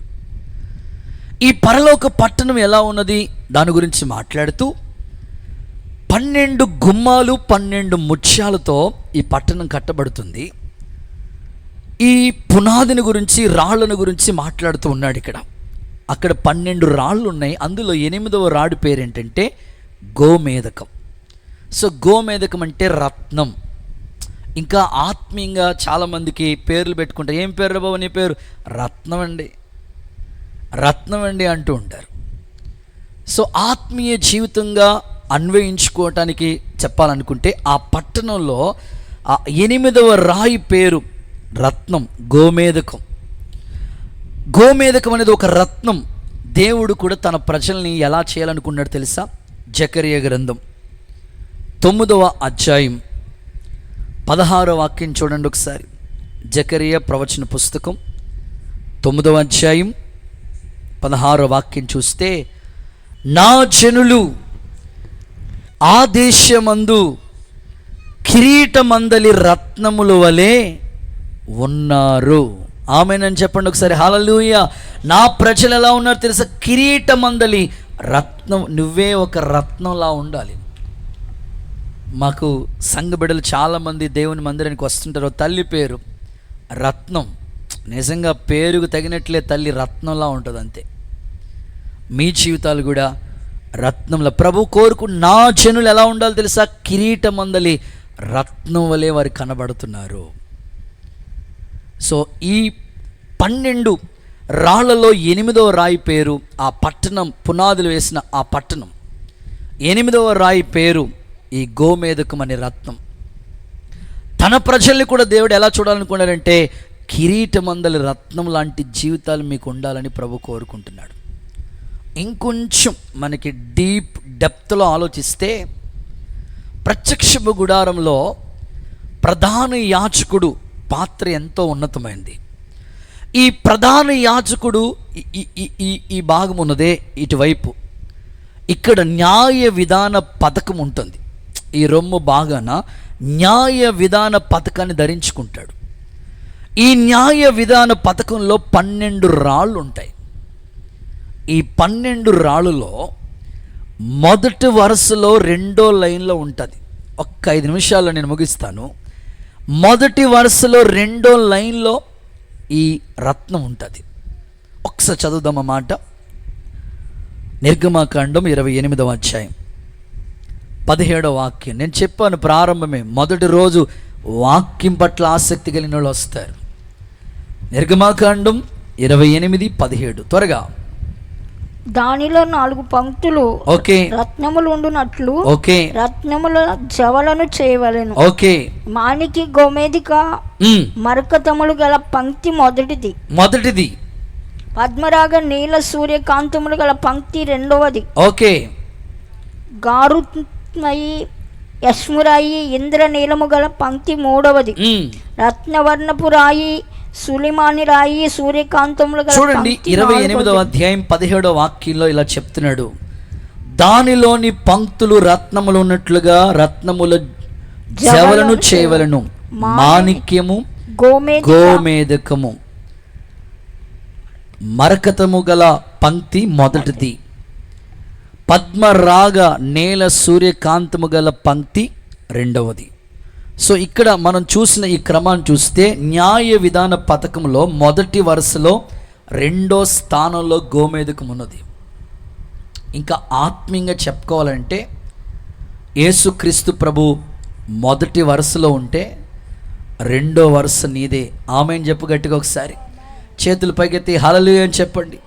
ఇంకా దీంట్లో కొంచెం ఆత్మీయంగా చెప్పాలంటే యేసు ప్రభు రొమ్ముని ఆనుకుని బ్రతికే జీవితం యేసయ్య మనకు అనుగ్రహించునుగాక.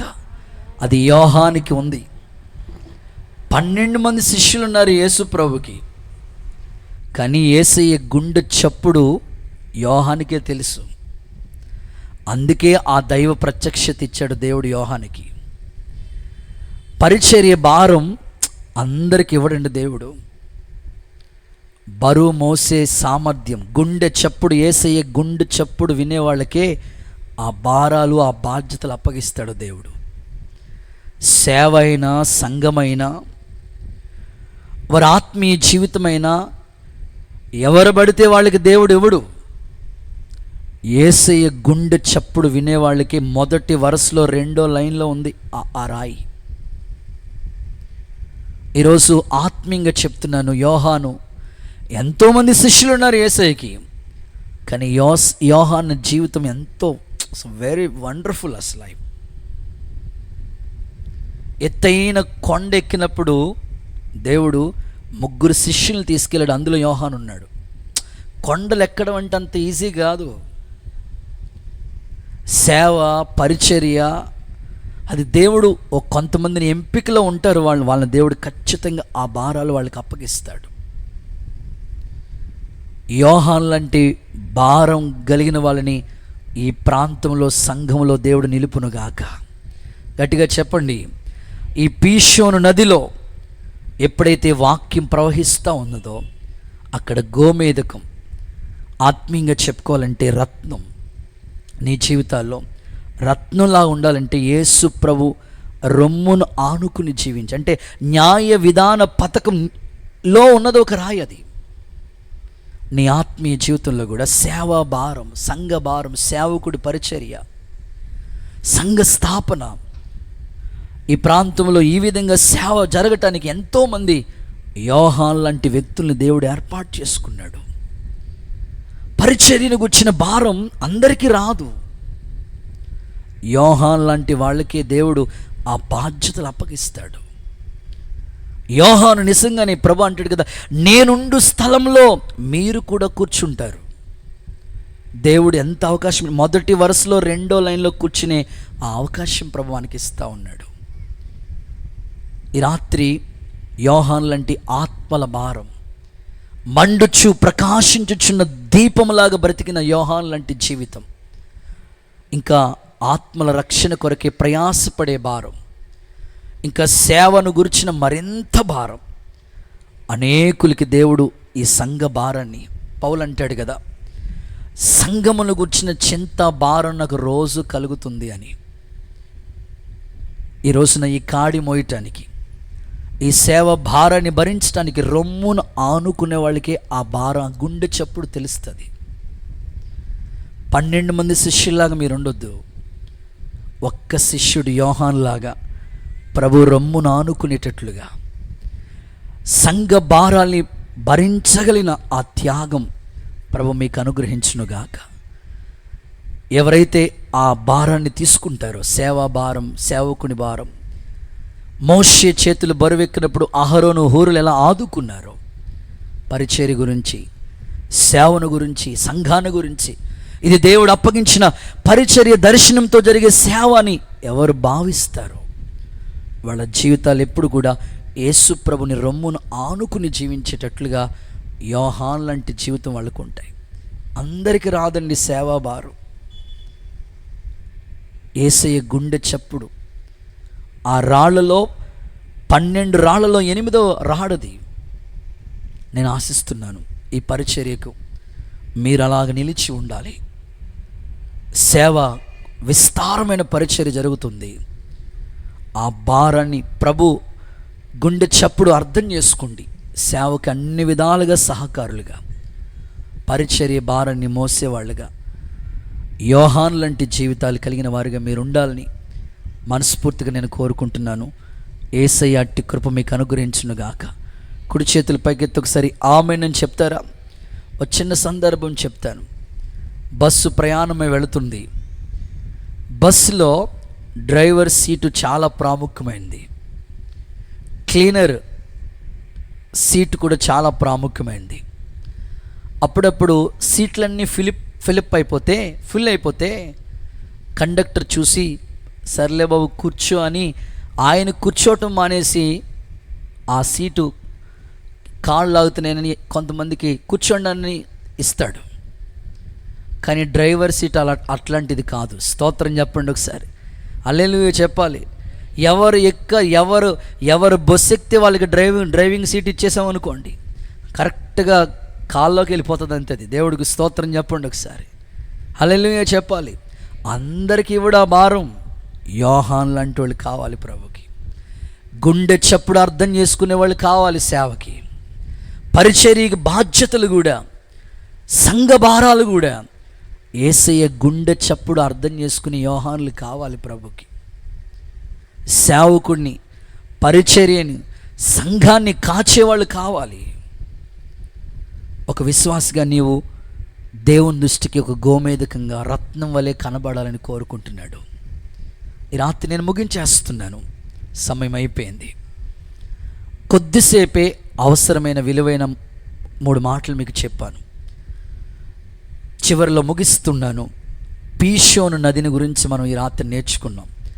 పీషోను అంటే వేగముగా లేదా ధారాళంగా ప్రవహించేది, ధారాళంగా వేగంగా పరిగెత్తి ప్రవహించేది దేవుని వాక్యమే. ఇది హవీలా చుట్టూ ప్రవహిస్తుంది. హవీలా ఇసుక భూమి లాంటి నీ జీవితం. ఇసుక భూమి అనే నీ జీవితంలో వాక్యం అనే ప్రవాహం ప్రవహిస్తే నీ జీవితం అక్కడ బంగారం లాంటి పరిశుద్ధమైన జీవితం నీకు వస్తుంది. 2, బోలము లాంటి సువాసన కలిగిన సాక్షి జీవితం నీకు ఉంటుంది. 3వది, గోమేధకమైన రత్నం లాంటి బ్రతుకు నీకు వస్తుంది. ఇలాంటి కృప యేసయ్య మీకు అనుగ్రహించునుగాక. ఈ మొదటి నది నేర్పించే పాఠమును కొరకే అందరూ లేచి నిలబడి 2 చేతులు చాచి ఒక చిన్న ప్రార్థన చేసుకుని ఈ కొడుకుని మనం ముగించుకోబోతున్నాం. ప్రభు ఇచ్చిన సందేశం కొరకే 2 చేతులు చాపి విశ్వాసంతో ఆగకుండా కొద్ది నిమిషాలు స్తోత్రం స్తోత్రం స్తోత్రం అని చెప్పండి గట్టిగా. ఆగకుండా అందరూ 2 చేతులు చాపి చెప్పండి, స్తోత్రమయ్యా స్తోత్రమయ్యా హల్లెలూయా బ్రదర్ హల్లెలూయా.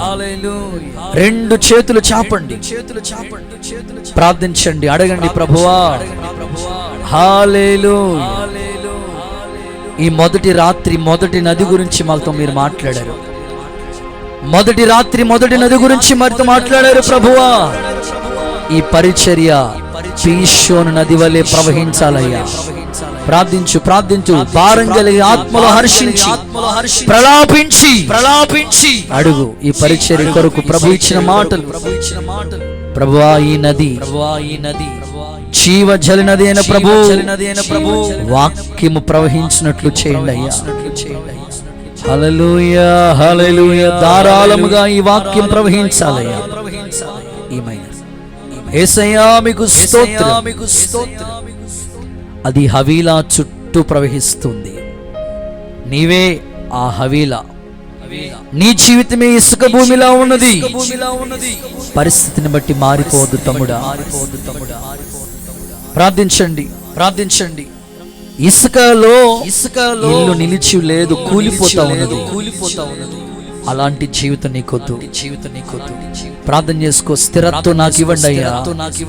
నాటబడిన అనుభవం నాకు ఇవ్వండి. ఇసుకలో పరిగెత్తలేవు. ఈరోజు చాలా మంది దేవుని కోసం పరిగెత్తకుండా ఆగి ఈరోజు వాక్య ప్రవాహము ద్వారా నీ జీవితం బంగారంలాగా మారబోతుంది.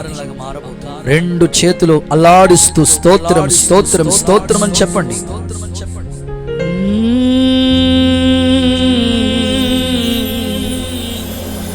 నీ వాక్యమే మకరందమై బలపరచెను నన్ను. నా యేసయ్య స్తుతి పాత్రుడా, ఆరాధన నీకే, స్తుతి ఆరాధన నీకే. కృపాక్షేమము నీ శాశ్వత జీవము నా జీవిత కాలమంతయు నీ దయచేవాడవు. మహోన్నతమైనని ఉపకారములు తలంచుచు అనుక్షణం పరవశించనా నీ కృపలోనే పరవశించనా మహోన్నతమైన నీ ఉపకారములు తలంచుచు అనుక్షణం పరవశించనా నీ కృపలోనే పరవశించనా. చప్పట్లతో తీర్మానముతో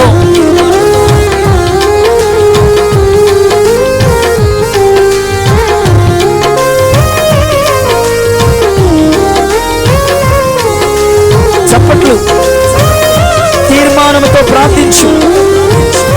యేసయ్యా, ఇసుక భూమి లాంటి నా జీవితం నీ వాక్యం అనే ప్రవాహము ద్వారా కట్టబడాలయ్యా. బంగారు లాంటి భవిష్యత్తు ఇవ్వండినయ్యా.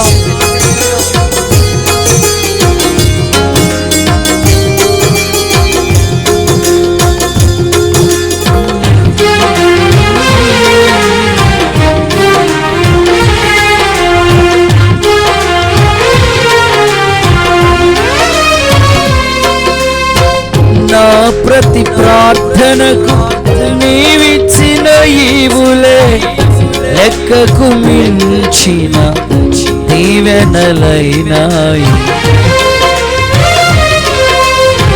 నా ప్రతి ప్రార్థనకు నీవిచ్చిన ఈవులే లెక్కకు మించిన దీవెనలైనాయి.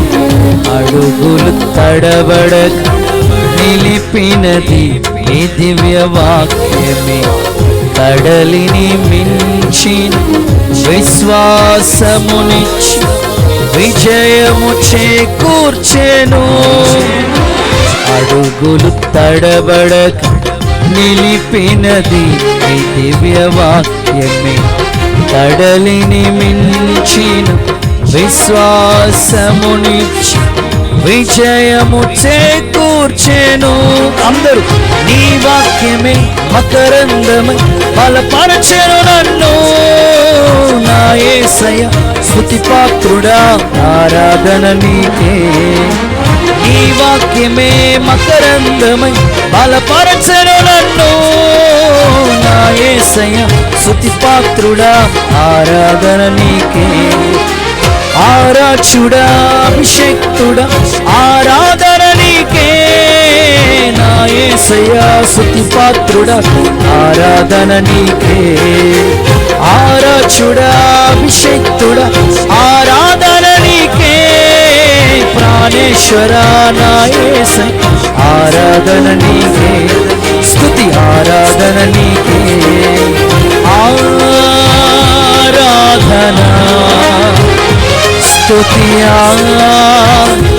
వాక్యము ప్రవహిస్తూ ఉన్నది, ధారాళముగా ప్రవహిస్తూ ఉన్నది. ఒక్కొక్క భూమి ఇసుక భూమి లాంటి జీవితాలు బంగారములాగా మారిపోతూ ఉన్నాయి. చప్పట్లు కొడుతూ ఆనందించండి.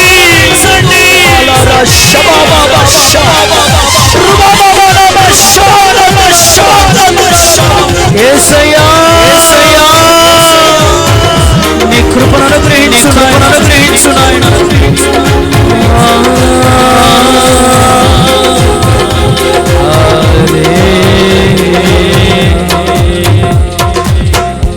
అందరూ చప్పట్లు కొడుతూ యేసయ్యకు మహిమ ఆరోపించండి. దేవుడిచ్చిన సందేశం కొరకై స్తోత్రాలు చెల్లిద్దాం. మొదటి రోజు రాత్రి సభలో దేవుడు మాట్లాడిన ప్రతి వాక్కుల కొరకు స్తోత్రం చెల్లిద్దాం. పీషోను నది వలె ఈ సంఘ పరిచర్య వృద్ధి చెందినట్లు స్తోత్రం చెల్లిద్దాం. ప్రార్థన చేసుకుందాం. తల వంచండి. ప్రేమస్వరూపి జీవాధిపతి యేసయ్య, నీ పరిశుద్ధ ప్రశస్త నామాన్ని బట్టి నీకు వందనాలు, కృతజ్ఞతలు చెల్లిస్తున్నాము. ఈ మొదటి రోజు నాయన సభలో ఇంతవరకు మీ దాసుని నిలబెట్టుకొని వాక్యం ధర మాట్లాడినందుకే స్తోత్రం. నాయన ప్రాంతాన్ని ప్రేమించారు, పరిచర్యని ప్రేమించారు. ఈ రాత్రి తీసుకొచ్చిన బిడ్డలందరితో నీ వాక్యం ధర మాట్లాడినందుకు స్తోత్రం. మైక్ శబ్దం ద్వారా వింటున్న ప్రజల హృదయాలను కూడా తాకినందుకై స్తోత్రాలు ప్రభువా. పీషోను నది యొక్క అనుభవాలను నాయన ప్రాముఖ్యతను మీరు తెలియపరిచినందుకు స్తోత్రం నాయన. యేసయ్యా మీకు వందనాలు నాయన. నా తండ్రి, వేగంగా పరిగెత్తే మీ వాక్యాన్ని బట్టి స్తోత్రం దేవా. అయ్యా, ఇసుక భూమి లాంటి మనుషులు హృదయాల్లో నీ వాక్యం అలాగున్న ఫలభరితంగా మార్చబోతున్నందుకు స్తోత్రాలయ్యా. అయ్యా నా తండ్రి దేవా, నీకు స్తోత్రం నాయన. పీషోను నది ప్రవహించడం అక్కడ బంగారమున్నదని మీరు తెలియపరిచారు దేవా, నీకు స్తోత్రాలయ్యా. నీ వాక్యం ప్రజల హృదయాలలోకి వెళ్ళినప్పుడు నిశ్చయముగా వారి చీకటి బ్రతుకులు, పాపపు బ్రతుకుల నుంచి, శాపగ్రస్తమైన బ్రతుకుల నుంచి విడుదల పొంది పరిశుద్ధతలోనికి నడిపించబోతున్నందుకు స్తోత్రాలు నాయన. ఎవ్వరు విడిపించలేని, సాధు చేయలేని మనుషులను, ప్రవర్తనను, బ్రతుకులను మీరు మార్చగలిగిన శక్తి గల నీ వాక్యం దేవా. ఈ రాత్రి శక్తిగల వాక్యం అనేక హృదయాలను తాకునట్లు సహాయం చేయండి అయ్యా, దర్శించినట్లు సహాయం చేయండి అయ్యా. బ్రతుకుల్లో, ప్రవర్తనలో ఒక గొప్ప మార్పు తీసుకురండి నాయన. శక్తిగల నీ వాక్యం వాళ్ళ హృదయాలను తాకునట్లు సహాయం చేయండి అయ్యా. నా తండ్రి, నీకు స్తోత్రునైన. పరిశుద్ధ కుమారుల వలె మార్చబడినట్లు సహాయం చేయండి అయ్యా. నా దేవానికి వందనాలు నాయన. నిశ్చయముగా నీ వాక్యం వాళ్ళ గుండెలను తాకునట్లు గొప్ప కార్యం జరిగించు నాయన. ఎంతోమంది శాపగ్రస్తమైన అనుభవాల్లో ఉండిపోయిన ఎవరి బిడ్డలను ఈ రాత్రి నీ వాక్యం సంధించినట్లు కార్యం చేయండి. అలాగునే నా తండ్రి దేవానికి స్తోత్రాలు. ఆ యొక్క ప్రాంతంలో గోమేధికం ఉందని వాక్యం ద్వారా తెలియపరిచిన మాట కొరకు స్తోత్రం చెల్లిస్తున్నా అయ్యా. అక్కడ బోలం ఉందని మీరు తెలియపరిచారు, అందును బట్టి నీకు స్తోత్రాలు అయ్యా.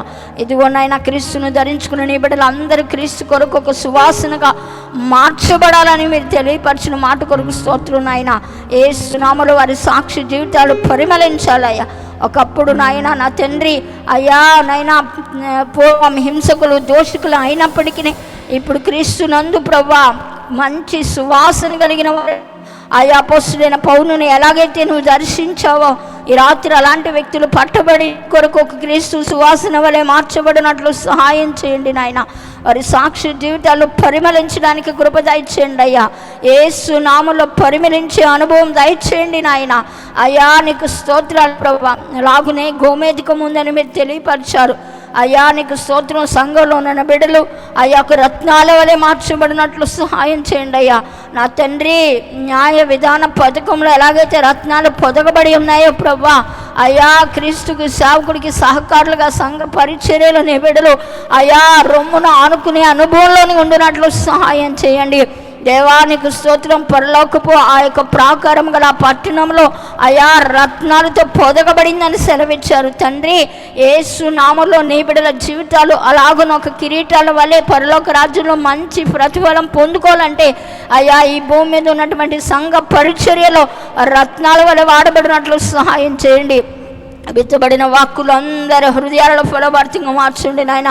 వాక్యాన్ని విన్న నీ బిడ్డలు వారి జీవితాలలో అయ్యా అన్వయించుకుని ఆ విధంగా వెంబడించినట్లు సహాయం చేయండి అయ్యా. ఈ మైక్ శబ్దం ద్వారా వింటున్న ప్రజలు ఇంకా ఎవరైతే నాయన ఇసుక భూమిలాగా ఉండిపోయారో ఈ రాత్రి వాళ్ళ హృదయాలు తెరవబడినట్లు సహాయం చేయి. శక్తి గల నీ వాక్యం వాళ్ళని దర్శించినట్లు క్రియ జరిగించండి. ఈ ప్రాంత ప్రజలతో మీరు మాట్లాడమని వేడుకుంటున్నాం దేవానికి స్తోత్రాలు. అనేక మంది బిడ్డలు రత్నాల వలె మార్చబడి అయ్యా నీ కొరకు ఒక సాక్షులుగా, సాధనాలుగా నిలిచినట్లు సహాయం చేయి. ఎంతో దూర ప్రాంతాల నుంచి ప్రయాసపడి వచ్చిన బిడ్డలందరినీ వాక్యం ద్వారా బలపరచబడడానికి సహాయం చేశారు. యేసు నామములో వారిని కూడా సియోనులో నుంచి దీవించమని ప్రార్థిస్తున్నాం. సమస్తం మీ ఆలోచన చేత జరిగించుకోనండి అయ్యా. ఈ మొదటి రోజు కూడిక మీరు భారం ఎత్తి నడిపించినందుకు ఈ స్తోత్రం. మంచి వాతావరణం అనుగ్రహించినందుకు స్తోత్రాలు. రేపటి దినం కూడా చివరి రోజు అనేక మంది ప్రజలను ఏల వేసి తోడుకుని వచ్చి మహామహిమకరంగా జరిగిస్తారని మీ చేతులకు సమర్పిస్తూ యేసయ్య పరిశుద్ధ నామములో ప్రార్థించి వేడుకుంటున్నాం తండ్రి. ఆమేన్. ఆమేన్. ఒక్క నిమిషం అలాగే నిలిచి ఉండండి. ఈరోజు తేజక్క అలాగే వాళ్ళ భర్త గారిని ప్రేమించి ఇచ్చిన కుమారుడు ఆదేశ్ రాయ్ బర్త్డే. జస్ట్ వచ్చిన కేక్ కటింగ్ అయిపోయిన వెంటనే ఆశీర్వాదంతో మీ కొరకు భోజనాలు సిద్ధంగా ఉన్న వెళ్ళిపోకుండా ఒక్క 2 నిమిషాలు అలాగే నిలిచి ఉండండి. ఫ్యామిలీ మెంబర్స్ వచ్చేసేయండి. కృపక్క వచ్చేసేయండి. తిమోతిని కూడా ప్రార్థన చేసి ఈ కేక్ కటింగ్ చేసుకుని ఆశీర్వాదం తీసుకుని ఈ కోడికను మనం ముగించుకోబోతున్నాం.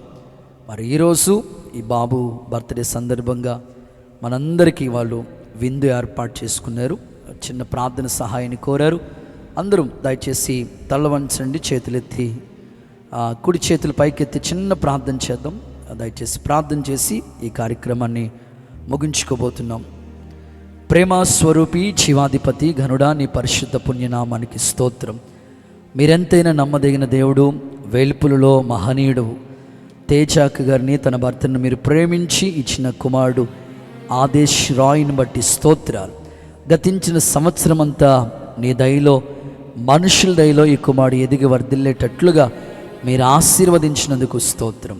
నీవు జీవించు సంవత్సరములు అధికములగును అనే వాగ్దానం యేసు నామములో నెరవేర్చబడునుగాక. తండ్రి, మనుషుల దయ, దేవుని దయ ఈ కుమారుడి నీ మీద నిలిచి ఉండేటట్లుగా మీరు ఆజ్ఞాపించండి. మంచి ఆరోగ్యం ఇవ్వండి, సమయాలు వంటి ఆశీర్వాదం ఇవ్వండి, నూతన పరచండి. ఘనత, మహిమ, ప్రభావం నీకే ఆరోపించుకుంటూ యేసు నామములో అడుగుచున్నాము తండ్రి, ఆమేన్. ఓకే, రండి, తీసుకురండి.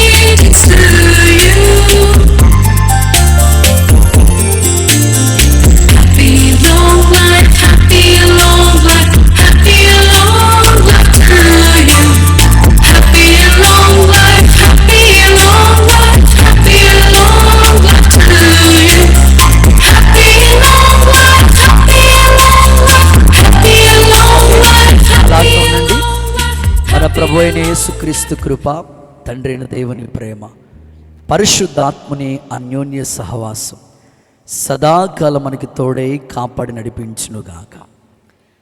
హల్లెలూయా. అందరికీ